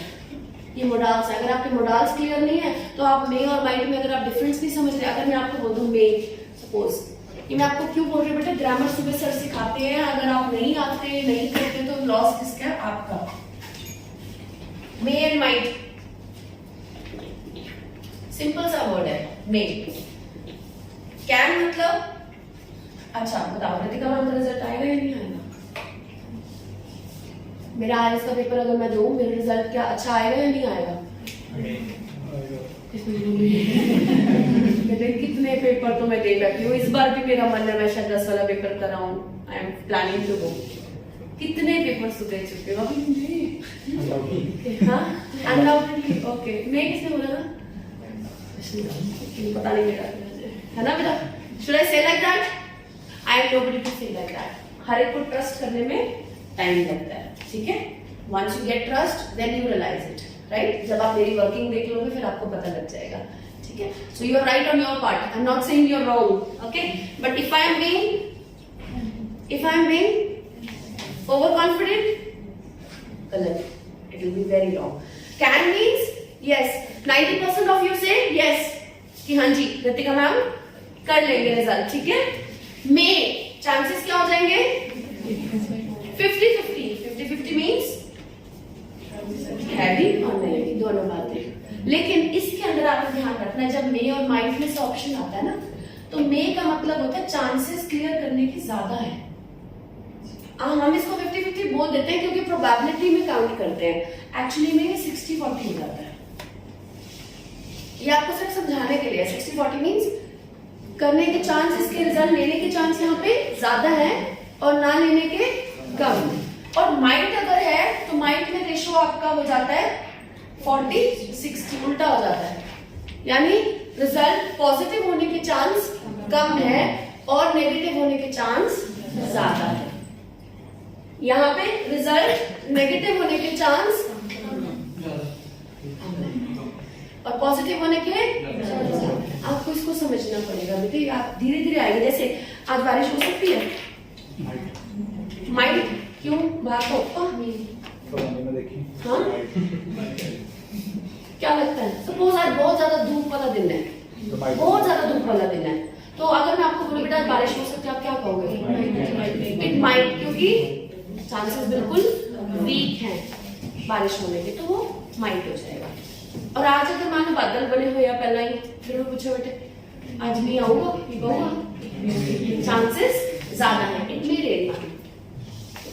ठीक है, और अगर बिल्कुल बारिश आने वाले, मैं आपसे पूछूं बारिश आएगी, इट कैन रेन, क्योंकि चांसेस 90% तक लेस है। इट इज जे आगे इट इज रेनिंग। समझ आ गई? जब इस तरीके से आप ग्रामर को डेप्थ में समझते हो, मोडाल्स को। अब जेरेंड्स क्या होते हैं? What are gerunds? ing और to। How many of you don't know about gerunds? पता नहीं है? कितनों को नहीं पता? 1 2 3 4 5 6 7 8 many of you। अब जिसको जेरेंड्स नहीं पता बेटे, लेक्सिकल रिसोर्स है, ये 7 बैंड की तरफ लेके जाते हैं। जब आपका स्कोर यहाँ पे 7 की तरफ टारगेट करोगे तो आपका 6.5 पक्का हो जाता है, या फिर 6.5 अगर आप यहाँ पे शॉर्ट ले रहे हो, शॉर्ट कि मैम एक भी बार स्कोर नहीं गिरता, तो वहाँ पे पेपर में भी लिख रहे हैं। ठीक है, कई बार ऐसा भी होगा मैम यहाँ 6 आते हैं, नॉलेज थी वहाँ इम्प्लीमेंट करा है और मैम 6.5 भी आ गए, तुक्का भी लग गया।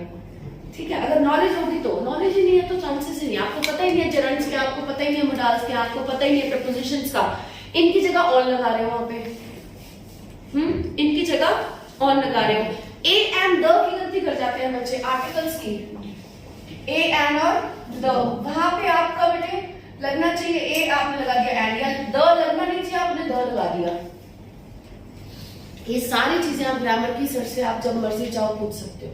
मॉर्निंग क्लास लगती है, ठीक है, I have arranged the class, मैं तो इतना कर सकती हूँ क्लास प्रोवाइड की हुई है, नहीं आ रहे नहीं कर रहे वो आपकी प्रॉब्लम है। कॉम्प्लीमेंट्री क्लास है, फ्री ऑफ कॉस्ट है, अगर आप नहीं अटेंड करें इट्स योर लॉस। ठीक है, सो knowledge about these things will be helpful even in listening, even in reading. True false not given के आधे क्वेश्चन यहाँ से खत्म हो जाते हैं, एमसीक्यूज के आधे क्वेश्चन यहीं से निकलते हैं। बेसिकली मैम ग्रामर का रोल है, हाँ जी रोल है। अब जितनों को भी लगता है सर इनमें से ग्रामर की प्रॉब्लम आती है, एक न्यू लॉट और बना के उनको हम एक और टीचर दे देंगे, कोई बात नहीं, मॉर्निंग 8 तरह वहाँ 8 तरह मिशन हम करवा देंगे, विल स्टार्ट इट अगेन। करवाया था मैं, करवाया बिगिनर थे, इनको नीश मैम के साथ दिखाया था। ठीक है, एक मोडाल्स और एक आर्टिकल्स, ये तो कंपलसरी है। जेरेंड्स नहीं आते कोई बात नहीं, जेरेंड्स 7 बैंड के लिए। मैं आपको मोडाल्स और कंजंक्शंस एंड प्रेपोजिशंस, टेंसेस में सिर्फ आपने किस चीज का ध्यान रखना है? Has, have, had, has, have, had वाले सेंटेंसेस, और आपने ध्यान रखना है विल वाले सेंटेंसेस। और सिंपल सेंटेंस में रितिका मैम पढ़ाती हैं, शी टीचेस, यानी SES वाले सेंटेंसेस। आप एक मोटा मोटा अगर इतना भी अगर आप स्टडी कर लेते हो ना तो आपको प्रॉब्लम नहीं आती। Modals are compulsory, modals conjunctions are merely compulsory, most importantly compulsory, sorry merely नहीं, ठीक है, दे आर मैंडेटरी, आपने इसको करना ही करना है। अब एक चीज और बेटे आपने ध्यान रखना है, जो मैं आपको सेकंड एस्पेक्ट पे थी, स्पेशल वर्ड्स। थर्ड आपने एमसीक्यूज का ये ध्यान रखना है, अरे भाई ही विल स्पीक एवरीथिंग, अपना माइंड प्रिपेयर रखो, बात तो उसने सारी करनी है, कोई ऐसी चीज होगी जो वो मिस करेगा? एमसीक्यूज है, मिस तो कुछ भी नहीं करेगा वो, ठीक है। अब मैम क्या चीज ध्यान रखें? सेंटेंस को तोड़ना सीखो। मैं यहां से दे दूंगी, नंदन सर एक बार ये सेंटेंस में लिखना है, ये सेंटेंस मैं आपको भी क्लियर करके I wind off the class for you.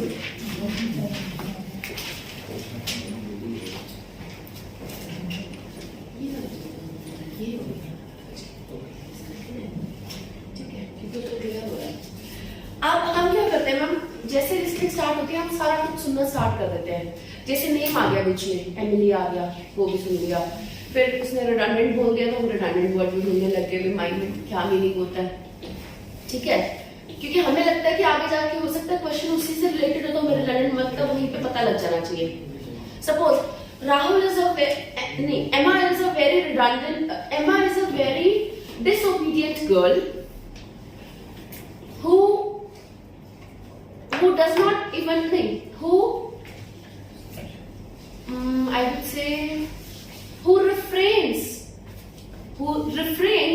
adhering to her teachers. Emma is a very disobedient girl who refrains to obey her teachers. ये adhere, obey की जगह मैंने कर दिया adhere. अब जैसे ही adhere वर्ड सामने में आया, disobedient आपको समझ आ गया, refrain आया, पहले आप वहां कंफ्यूज हुए, adhere आया, आपको लगेगा adhere, आप इससे पहले adhere कितनों को पता था? वन, और किसी को adhere का मतलब नहीं पता था। adhere means obey करना, सुनना। आप अपने पेरेंट्स को adhere करते हो, obey करते हो, उनकी बात को मानते हो, टीचर्स को obey करते हो। adhere करना, मानना, ठीक है, किसी का कहना मानना, ठीक है। तो अब आप क्या करो, उन वर्ड्स को ढूंढने के चक्कर में अपने माइंड में जैसे जैसे वो बोलता जा रहा है, आपके माइंड में यार तो सिनोनिम्स आ गए, आप उस मीनिंग को सोचने लग जाते हैं। जबकि आपने ये ध्यान रखना होता है कि उसमें आंसर क्या है। सपोज क्वेश्चन क्या है, does she hit anyone in the class? क्या एमा किसी को क्लास में मारती है? सपोज एमा एक एबनॉर्मल बच्ची है, बिहेवियरल प्रॉब्लम्स है उसकी, हाफ माइंड से प्रॉब्लम है उसकी, और अगर हम उससे उसके बारे में क्वेश्चन पूछा गया, उसकी स्टडी की स्कूल में, मैनेजमेंट में, और वो पूछते हैं कि क्वेश्चन में वो सारी उसकी क्वालिटीज बता रहे हैं, डिसक्वालिटीज बता रहे हैं, और फिर वो कहते हैं क्या एमा बच्चों को मारती है? क्वेश्चन है, does Emma hit children in the class? या it has been found that, answer फिर वो इस तरीके से देगा। The question something that was very necessary for the staff to know was, does Emma hit children? ठीक है, मान लो इसका आंसर yes और no देना, मान लो सपोजिंगली, मैं भी ये नहीं देख रही लिसनिंग का पैटर्न है या रीडिंग का पैटर्न है, आप सुन रहे हो लिसनिंग में इस बात को, आपने सुना कि वो डिसोबीडियंट है, वो हियर नहीं करती है, ठीक है। नेक्स्ट लाइन में आंसर दिया हुआ है, she was also found hitting a child once in the bathroom or in the washroom. मतलब एक बार पाया गया था। अब क्वेश्चन किस फॉर्म में है, क्या वो बच्चों को मारती है? जब एक बार पाई गई है यानी एविडेंस तो है, जब एविडेंस है कि एक बार उसने मारा बच्चों को, यानी उसके अंदर ये हैबिट है, एमा के अंदर इस चीज की आदत है कि वो बच्चों को मारती है, ठीक है। थैंक यू नंदन। तो हमने क्या करना है, हमने सारी बात को ना सुन के, सुनना पड़ता है मैं नहीं कहती, लेकिन जब मैंने आपको स्टेटमेंट बोली थी तो उस पूरी बात को आपने सुन लिया। आप सिनोनिम को ढूंढने के चक्कर में लास्ट टाइम में जो आंसर आने वाला था उसको आप मिस कर रहे हैं। तो अब आप क्या करोगे, मैम रिटेन करना सीखोगे, आप वो डिसोबे, रिफ्रेन, वो सारे वर्ड माइंड में रखोगे, लेकिन उनका मीनिंग ढूंढने की कोशिश नहीं करोगे। मीनिंग तब ढूंढोगे जब आप देखोगे कि क्वेश्चन के अगला आंसर हमें नहीं मिल रहा, आंसर अगली लाइन में मिल रहा है, सारी चीजों को भूल जाओ, खत्म। जो हमने रिटेन किया था एक सेकंड के लिए वो भूल जाओ। और अगर आंसर नहीं मिल रहा, क्या मीनिंग था, वर्ड्स को याद रख के आपको उनका मीनिंग निकालना है। अब इसमें देखो आप, that means your ticket is exchanged और रिफंडेबल। अब ये लाइन को ना मैं यहाँ पे अंडरलाइन कर रही हूँ, वैसे इटैलिक में लिखना था हमने, तो मैं आपको यहाँ हाईलाइट करके बता रही हूँ कि मेरा आंसर ना जो है यहाँ पे, ठीक है। सपोज अब जैसे ये स्टेटमेंट बोलता है वो, listen now, that means your ticket is exchangeable और refundable, so which would you like, another date for the same show, another show, और योर मनी बैक, ठीक है। अब वो पूरी जब स्टेटमेंट बोल के जा रहा है, हम ना पूरी स्टेटमेंट को सुनने में बिजी हो जाते हैं, पूरी, ठीक है। और क्वेश्चन था, ध्यान रखना, व्हाट डज एमा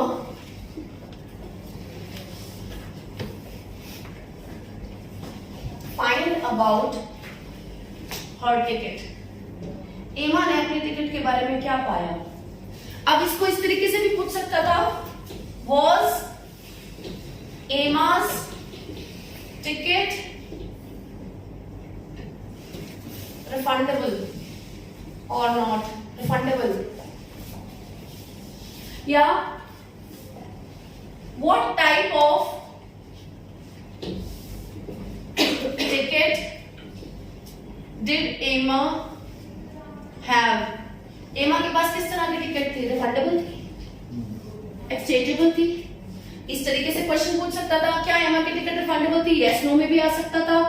क्या इस तरीके से व्हाट डज एमा फाइंड आउट? एमा ने क्या पाया कि उसकी टिकट किस तरह की है? अबाउट हर टिकट, उसने अपनी टिकट के बारे में क्या पाया? उसमें एक स्पेशल चीज की बात चल रही है कि जेड लेटर है उस पे, ठीक है, उसका मीनिंग क्या है? अब हमारा आंसर यहां से आ रहा है, that means your ticket is exchangeable और रिफंडेबल। जब दैट मींस उसने दे ही दिया कि आपकी टिकट रिफंडेबल है और एक्सचेंजेबल है, लेकिन जब वो पूरा सेंटेंस बोल रहा है हम क्या देखते हैं? सो व्हिच वुड यू लाइक? हम ये देखने लग जाते हैं अब आगे वो पसंद कौन सी करनी है, जबकि उसने पूछा ही नहीं है कि वो कौन सी क्या करना चाहती है उस टिकट के साथ। एक्सचेंज करना चाहती है या पैसे वापस लेना चाहती है? गेटिंग मी एक्सेप्ट, उसने नहीं पूछा ना। क्वेश्चन क्या मांग रहा है? उसने क्या पाया? उसने ये पाया कि टिकट एक्सचेंजेबल है, रिफंडेबल। आपका आंसर वही आ रहा है। तो हमने जब सारा कुछ सुना है, हमने ये ध्यान रखना, साथ साथ क्वेश्चन को नहीं भूल जाना। Find about her ticket. एमा हमें याद रखने की जरूरत नहीं है। व्हाट डज एमा फाइंड, यानी एमा ने क्या पाया? उस चीज को, उस सेंटेंस को साथ साथ क्वेश्चन के आप हिंदी में समझ लो अपने दिमाग में। क्वेश्चन पढ़ते ही ना आप उसकी हिंदी कर लो अपने दिमाग में, क्योंकि इंग्लिश आपको दोबारा पढ़ने पे मजबूर करती है। लेकिन अगर आप उसी समय उसकी हिंदी अपने माइंड में कर लेते हो ना, एमा क्या पाती है अपनी टिकट के बारे में? फटाफट आपने सोचा एमा क्या पाती है अपनी टिकट के बारे में, वो आपके दिमाग से कभी नहीं निकलेगा, ठीक है। अब एमा क्या पाती है? उसकी टिकट किस तरीके की है? Nature of ticket. क्या पूछा है? Nature of ticket. अब इस तरीके से क्वेश्चन पूछ सकता था वो, what was the nature of Emma's ticket?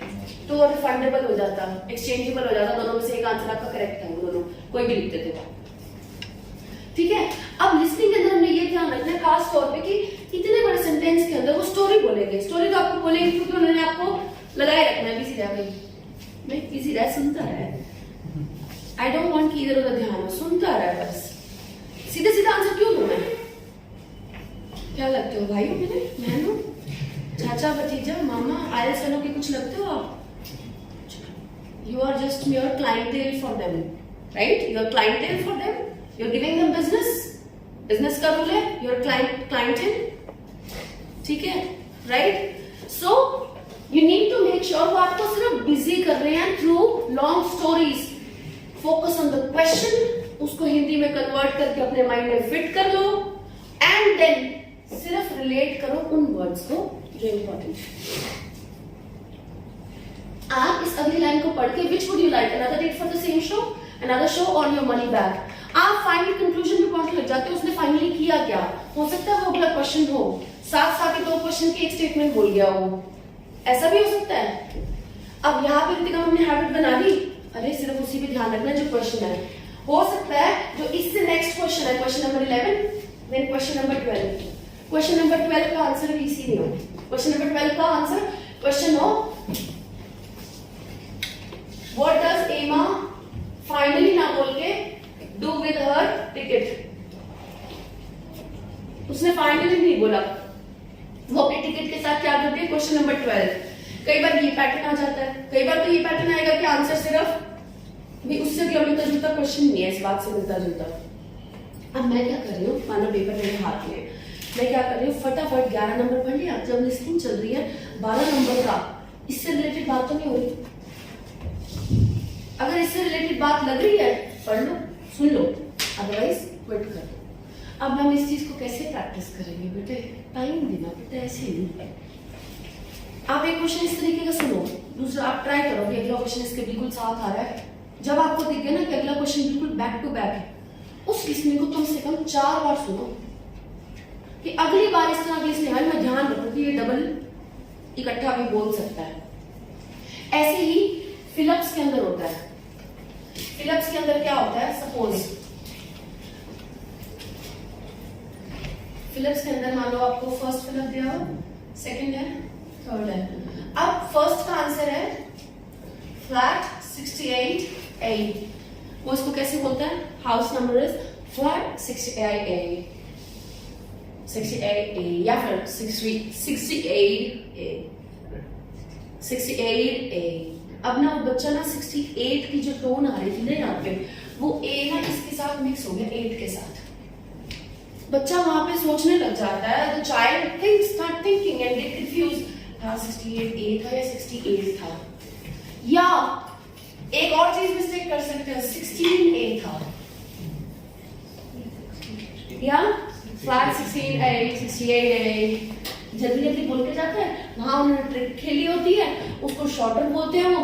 उस चक्कर में आप वहां जब सोच रहे हो 68A या 16A, इतने में वो अपने दो का आंसर बोल के निकल जाता है। आपके 3 क्वेश्चन बने सीधे सीधे फिलअप्स के, जो कभी नहीं होने चाहिए। तो उस सिचुएशन में आप क्या करो, आपको डाउट आया ना, जैसे ही मन में डाउट आई डाउट 68, 16A छोड़ दो। इतना तो याद रख सकते हैं बाद में, रख सकते हो नहीं रख सकते आप मुझे, इतने तो आप इसको मतलब माइंड में रख सकते हो ना, इनमें कंफ्यूजन थी, ठीक है।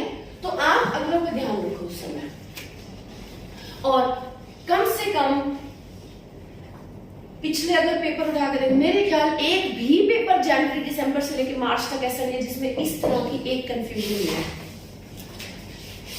इस तरह की एक कोई कंफ्यूजन पहले फिलअप्स में या लास्ट फिलअप्स में। पहले फिलअप्स में स्टार्टिंग क्वेश्चन में बच्चों को लगता है अब तो आसानी से होगा, पहले तो स्टार्टिंग की तो है, स्टार्टिंग के 3-4 क्वेश्चन में गड़बड़ होती है, ठीक है। और ये जो मिस्टेक है ये 19 दिसंबर के पेपर की मिस्टेक है, नहीं नहीं 19 नहीं 23 जनवरी, एक बार चेक कर लेना मेरे हिसाब से, हाँ जी ठीक है, 23 जनवरी के आसपास मेरे हिसाब से उसकी पेपर की सेम है। उसके बाद जो 19 दिसंबर वाला पेपर था उसके अंदर बेटे, ये मेरे स्टूडेंट्स के रिकॉर्ड है बेटे, उसके अंदर जो 37 से 40% थे लास्ट के, वो भी फिलअप से same pattern, 10 fill-ups 20 MCQs 10 fill-ups, ठीक है। 37 से 40 में एक क्वेश्चन था जो हनी बीज नहीं, मतलब बीज थी, मक्खियों की एक टाइप थी, तो उनको ना फंसाने के लिए, मतलब जैसे पिंजरे में डालते हैं हम किसी जैसे चूहे को जो रोटी देते हैं वो पता क्या होती है? बेट। क्या होती है? बेट, BAIT। चूहे को जो रोटी देते हैं हम चूहेदानी में डाल के, वो बेट होती है, जो भी चीज हम उसमें अटकाते हैं। ऐसे ही ना मक्की के दानों के अंदर, मतलब ना मक्की के दानों के अंदर, मक्की क्या है? फसल है। मक्की क्या है? क्रॉप। पहले 3-4 लाइनों में उसने क्रॉप बोल दिया, फिर आगे वो कहता है कि मक्खियों को फंसाने के लिए बेट डालनी है इन कॉर्न। अब पहले आपने क्रॉप, उसने बड़ा क्लियर बोला, उसको लगा फसल के अंदर डालनी होती है, ठीक है ठीक है। फिर मैंने ये चीज नोट की कि देखो अब बेट इन कॉर्न है, उन्होंने क्या किया, मैंने इस लिस्टिंग को जब सुना, कॉर्न को उन्होंने एकदम इतनी स्लो बोला, देखो बेट इन कॉर्न। अब वो कॉर्न जो उसने बोला वहां पे वो क्रॉप की टोन दे रहा था, क्योंकि हमने पहले क्रॉप सुन लिया था बिल्कुल क्लियर, तो हमारा माइंड उसी को एक्सेप्ट कर रहा था, क्रॉप की टोन है। फिर अगर जिसने लास्ट में कॉर्न एन की टोन देखी है वो पी और एन में फर्क समझ रहा था, जो समझ गया वो आंसर कर गया, जो नहीं समझा वो रह गया। आप 19 दिसंबर की लिसनिंग और वो देखो बेटे, इज दैट क्लियर? 19 दिसंबर की लिसनिंग और 23rd की आप देख लेना, अगर आपको ये सैंपल मिलता है नहीं मिलता। मेरे हिसाब से ये डेट्स हैं, अगर कोई कंफ्यूजन होगी आई विल रीचेक, ठीक है। तो फिलअप्स के अंदर तो आपने खास ध्यान रखना, या तो आपकी स्पेलिंग के मार्क्स कटेंगे या आपके टाइम की वजह से वो कंफ्यूजन क्रिएट करेगा, ठीक है। ऐसे ही एक क्वेश्चन इसी 19 दिसंबर का एक क्वेश्चन है, सुपरवाइजर और इंस्पेक्टर और ट्रेनर, ये 3 वर्ड बोले उन्होंने कुछ ऐसे, इससे मिलता जुलता क्वेश्चन है। 33 से 37 के बीच में एक क्वेश्चन आएगा, तो चेक करना। उसके अंदर भी इसने इस तरीके की बात की हुई है, पहले वर्ड इंस्पेक्टर यूज कर दिया, फिर ट्रेनर यूज कर दिया। अब डॉग्स ट्रेन किए जाते हैं किसके थ्रू? अब ट्रेनिंग वर्ड है तो आपको लगेगा ट्रेनर, लेकिन वहां आना था इंस्पेक्टर। वो ना डॉग्स किसके होते हैं?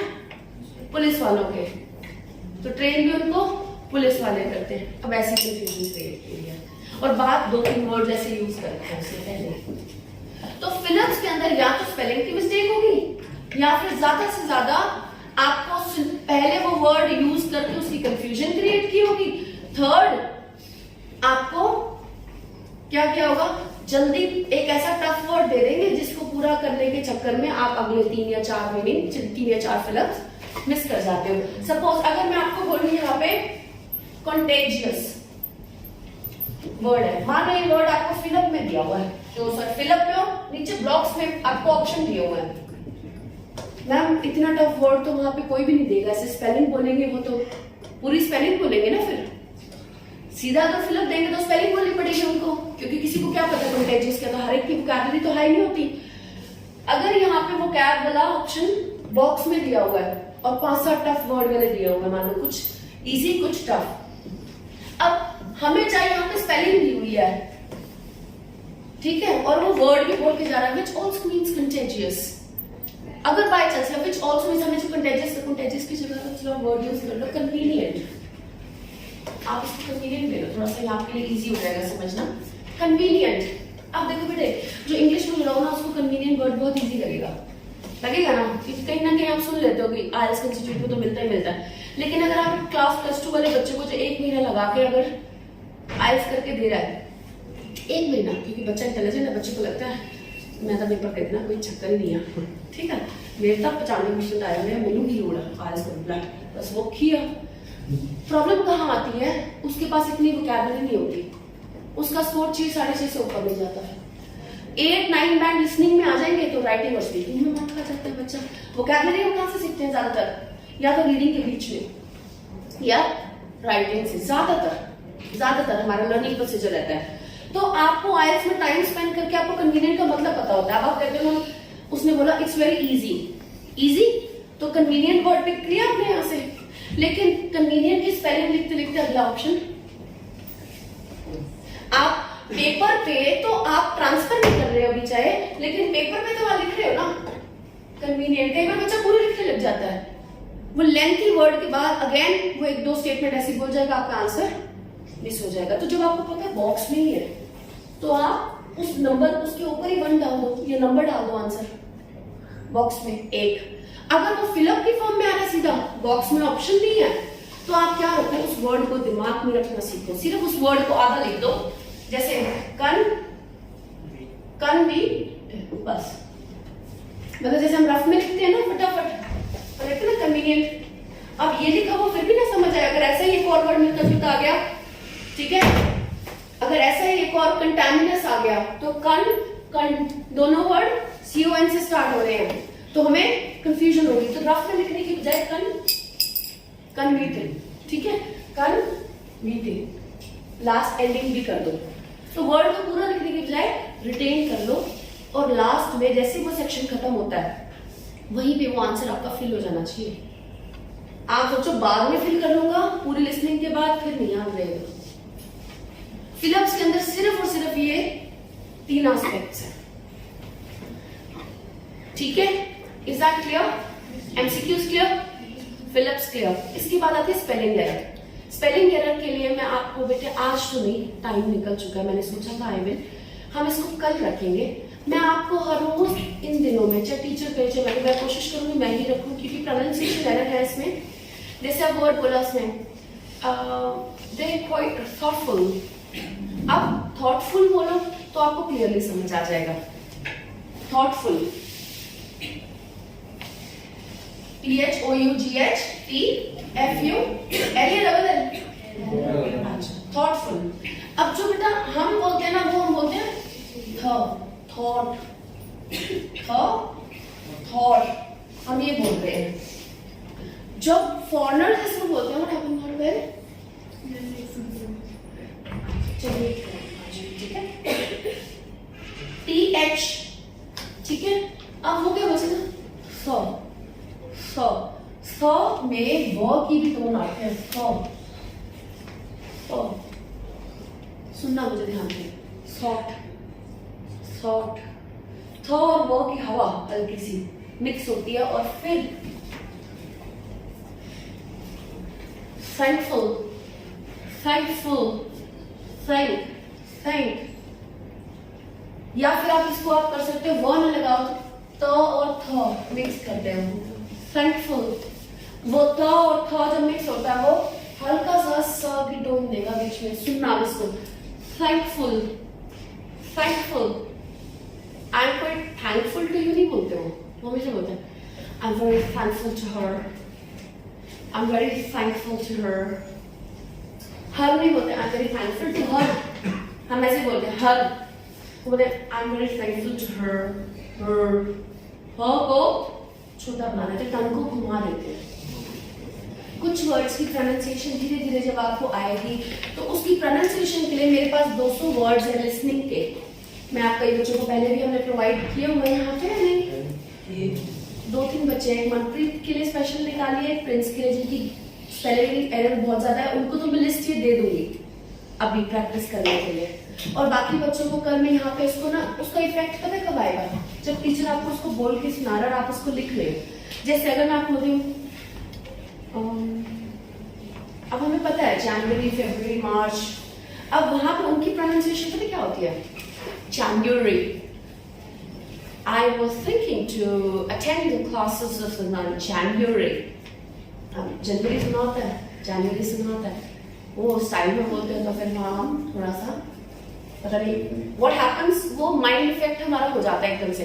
February, March, मार्च नहीं, March, April, May, June, July, August, हम अगस्त बोलते हैं फटाफट, हमारी हैबिट है अगस्त, अगस्त, सितंबर, हम बोलते सितंबर, वो बोलते सितंबर, अक्टूबर, टबर, टबर, हमने सारा टबर इकट्ठा हो गया, अक्टूबर, अक्टूबर, टबर नहीं टबर, अक्टूबर, नवंबर, आर साइलेंट आता है, दिसंबर।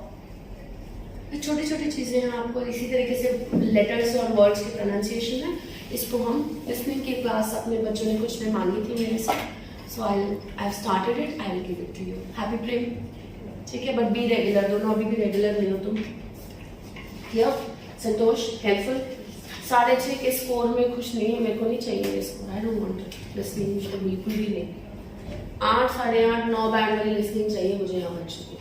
If you are happy, आपको 6, 6.5 में खुश होंगे। इधर उधर से स्पेलिंग मिस्टेक्स तो पूछा ही ना करो प्लीज, ना वर्ड पूछा करो, उसका कोई फायदा नहीं है, ठीक है? क्लियर? कंटेंटेड? और रीडिंग की क्लास में एमसीक्यूज में जिन बच्चों की प्रॉब्लम आ रही है, specially how many of you MCQs आ रही है ना? रीडिंग की वैसे प्रॉब्लम आना एक अलग चीज है, सिर्फ एमसीक्यूज पूछ रही हूँ मैं। एमसीक्यूज है, एमसीक्यूज, ठीक है। आई give you class my self, ठीक है, मैं इसको करती हूँ तो आप मुझे आज मिलोगे पहले, ठीक है? मैं एक आपकी एमसीक्यूज की क्लास और इसमें हम इसको वाइस वर्सा 3-4 दिन मतलब 1-1.5 घंटे की क्लास मेरे साथ आपकी मैं कर देती हूँ, ठीक है? Happy? Anything else you would like to ask me? Sure?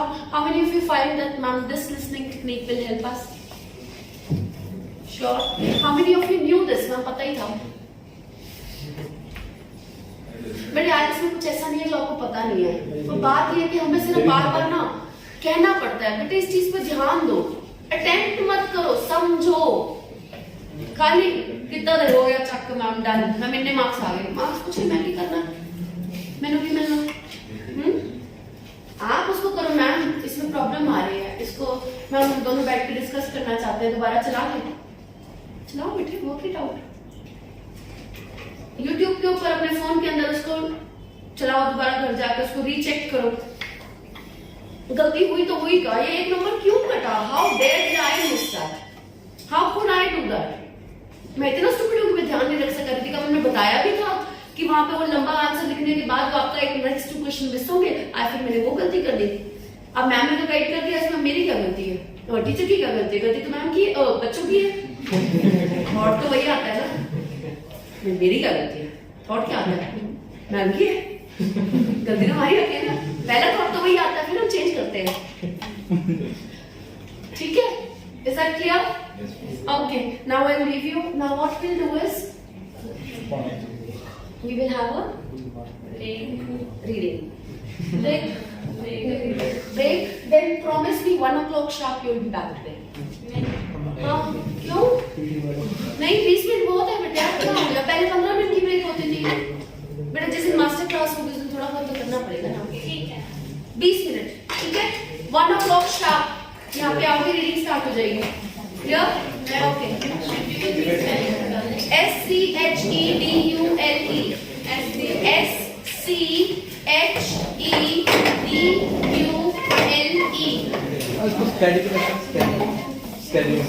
इसको आप शेड्यूल भी बोल सकते हो, स्केड्यूल भी बोल सकते हो, दोनों ठीक है अभी। ठीक है? शेड्यूल्ड क्लास हमारे यहाँ पे है, शेड्यूल्ड क्लास बोलते हैं हम। इसको आप स्केड्यूल बोलो, स्केड्यूल बोलो, स्केड्यूल या स्केड्यूल दोनों ठीक है, पर शेड्यूल नहीं बोलना। ठीक है? क्लियर? मेरे को होने नहीं देते।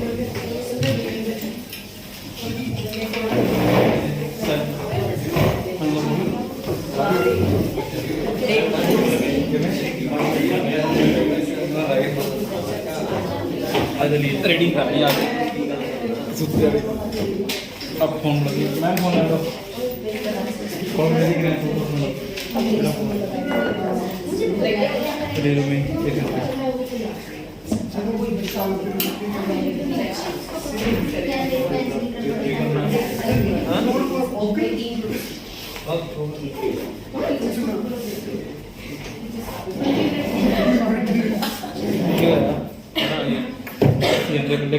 कहते कुछ करना ये कहते कोई करना हम दस की करना 10 minute Please turn off the video.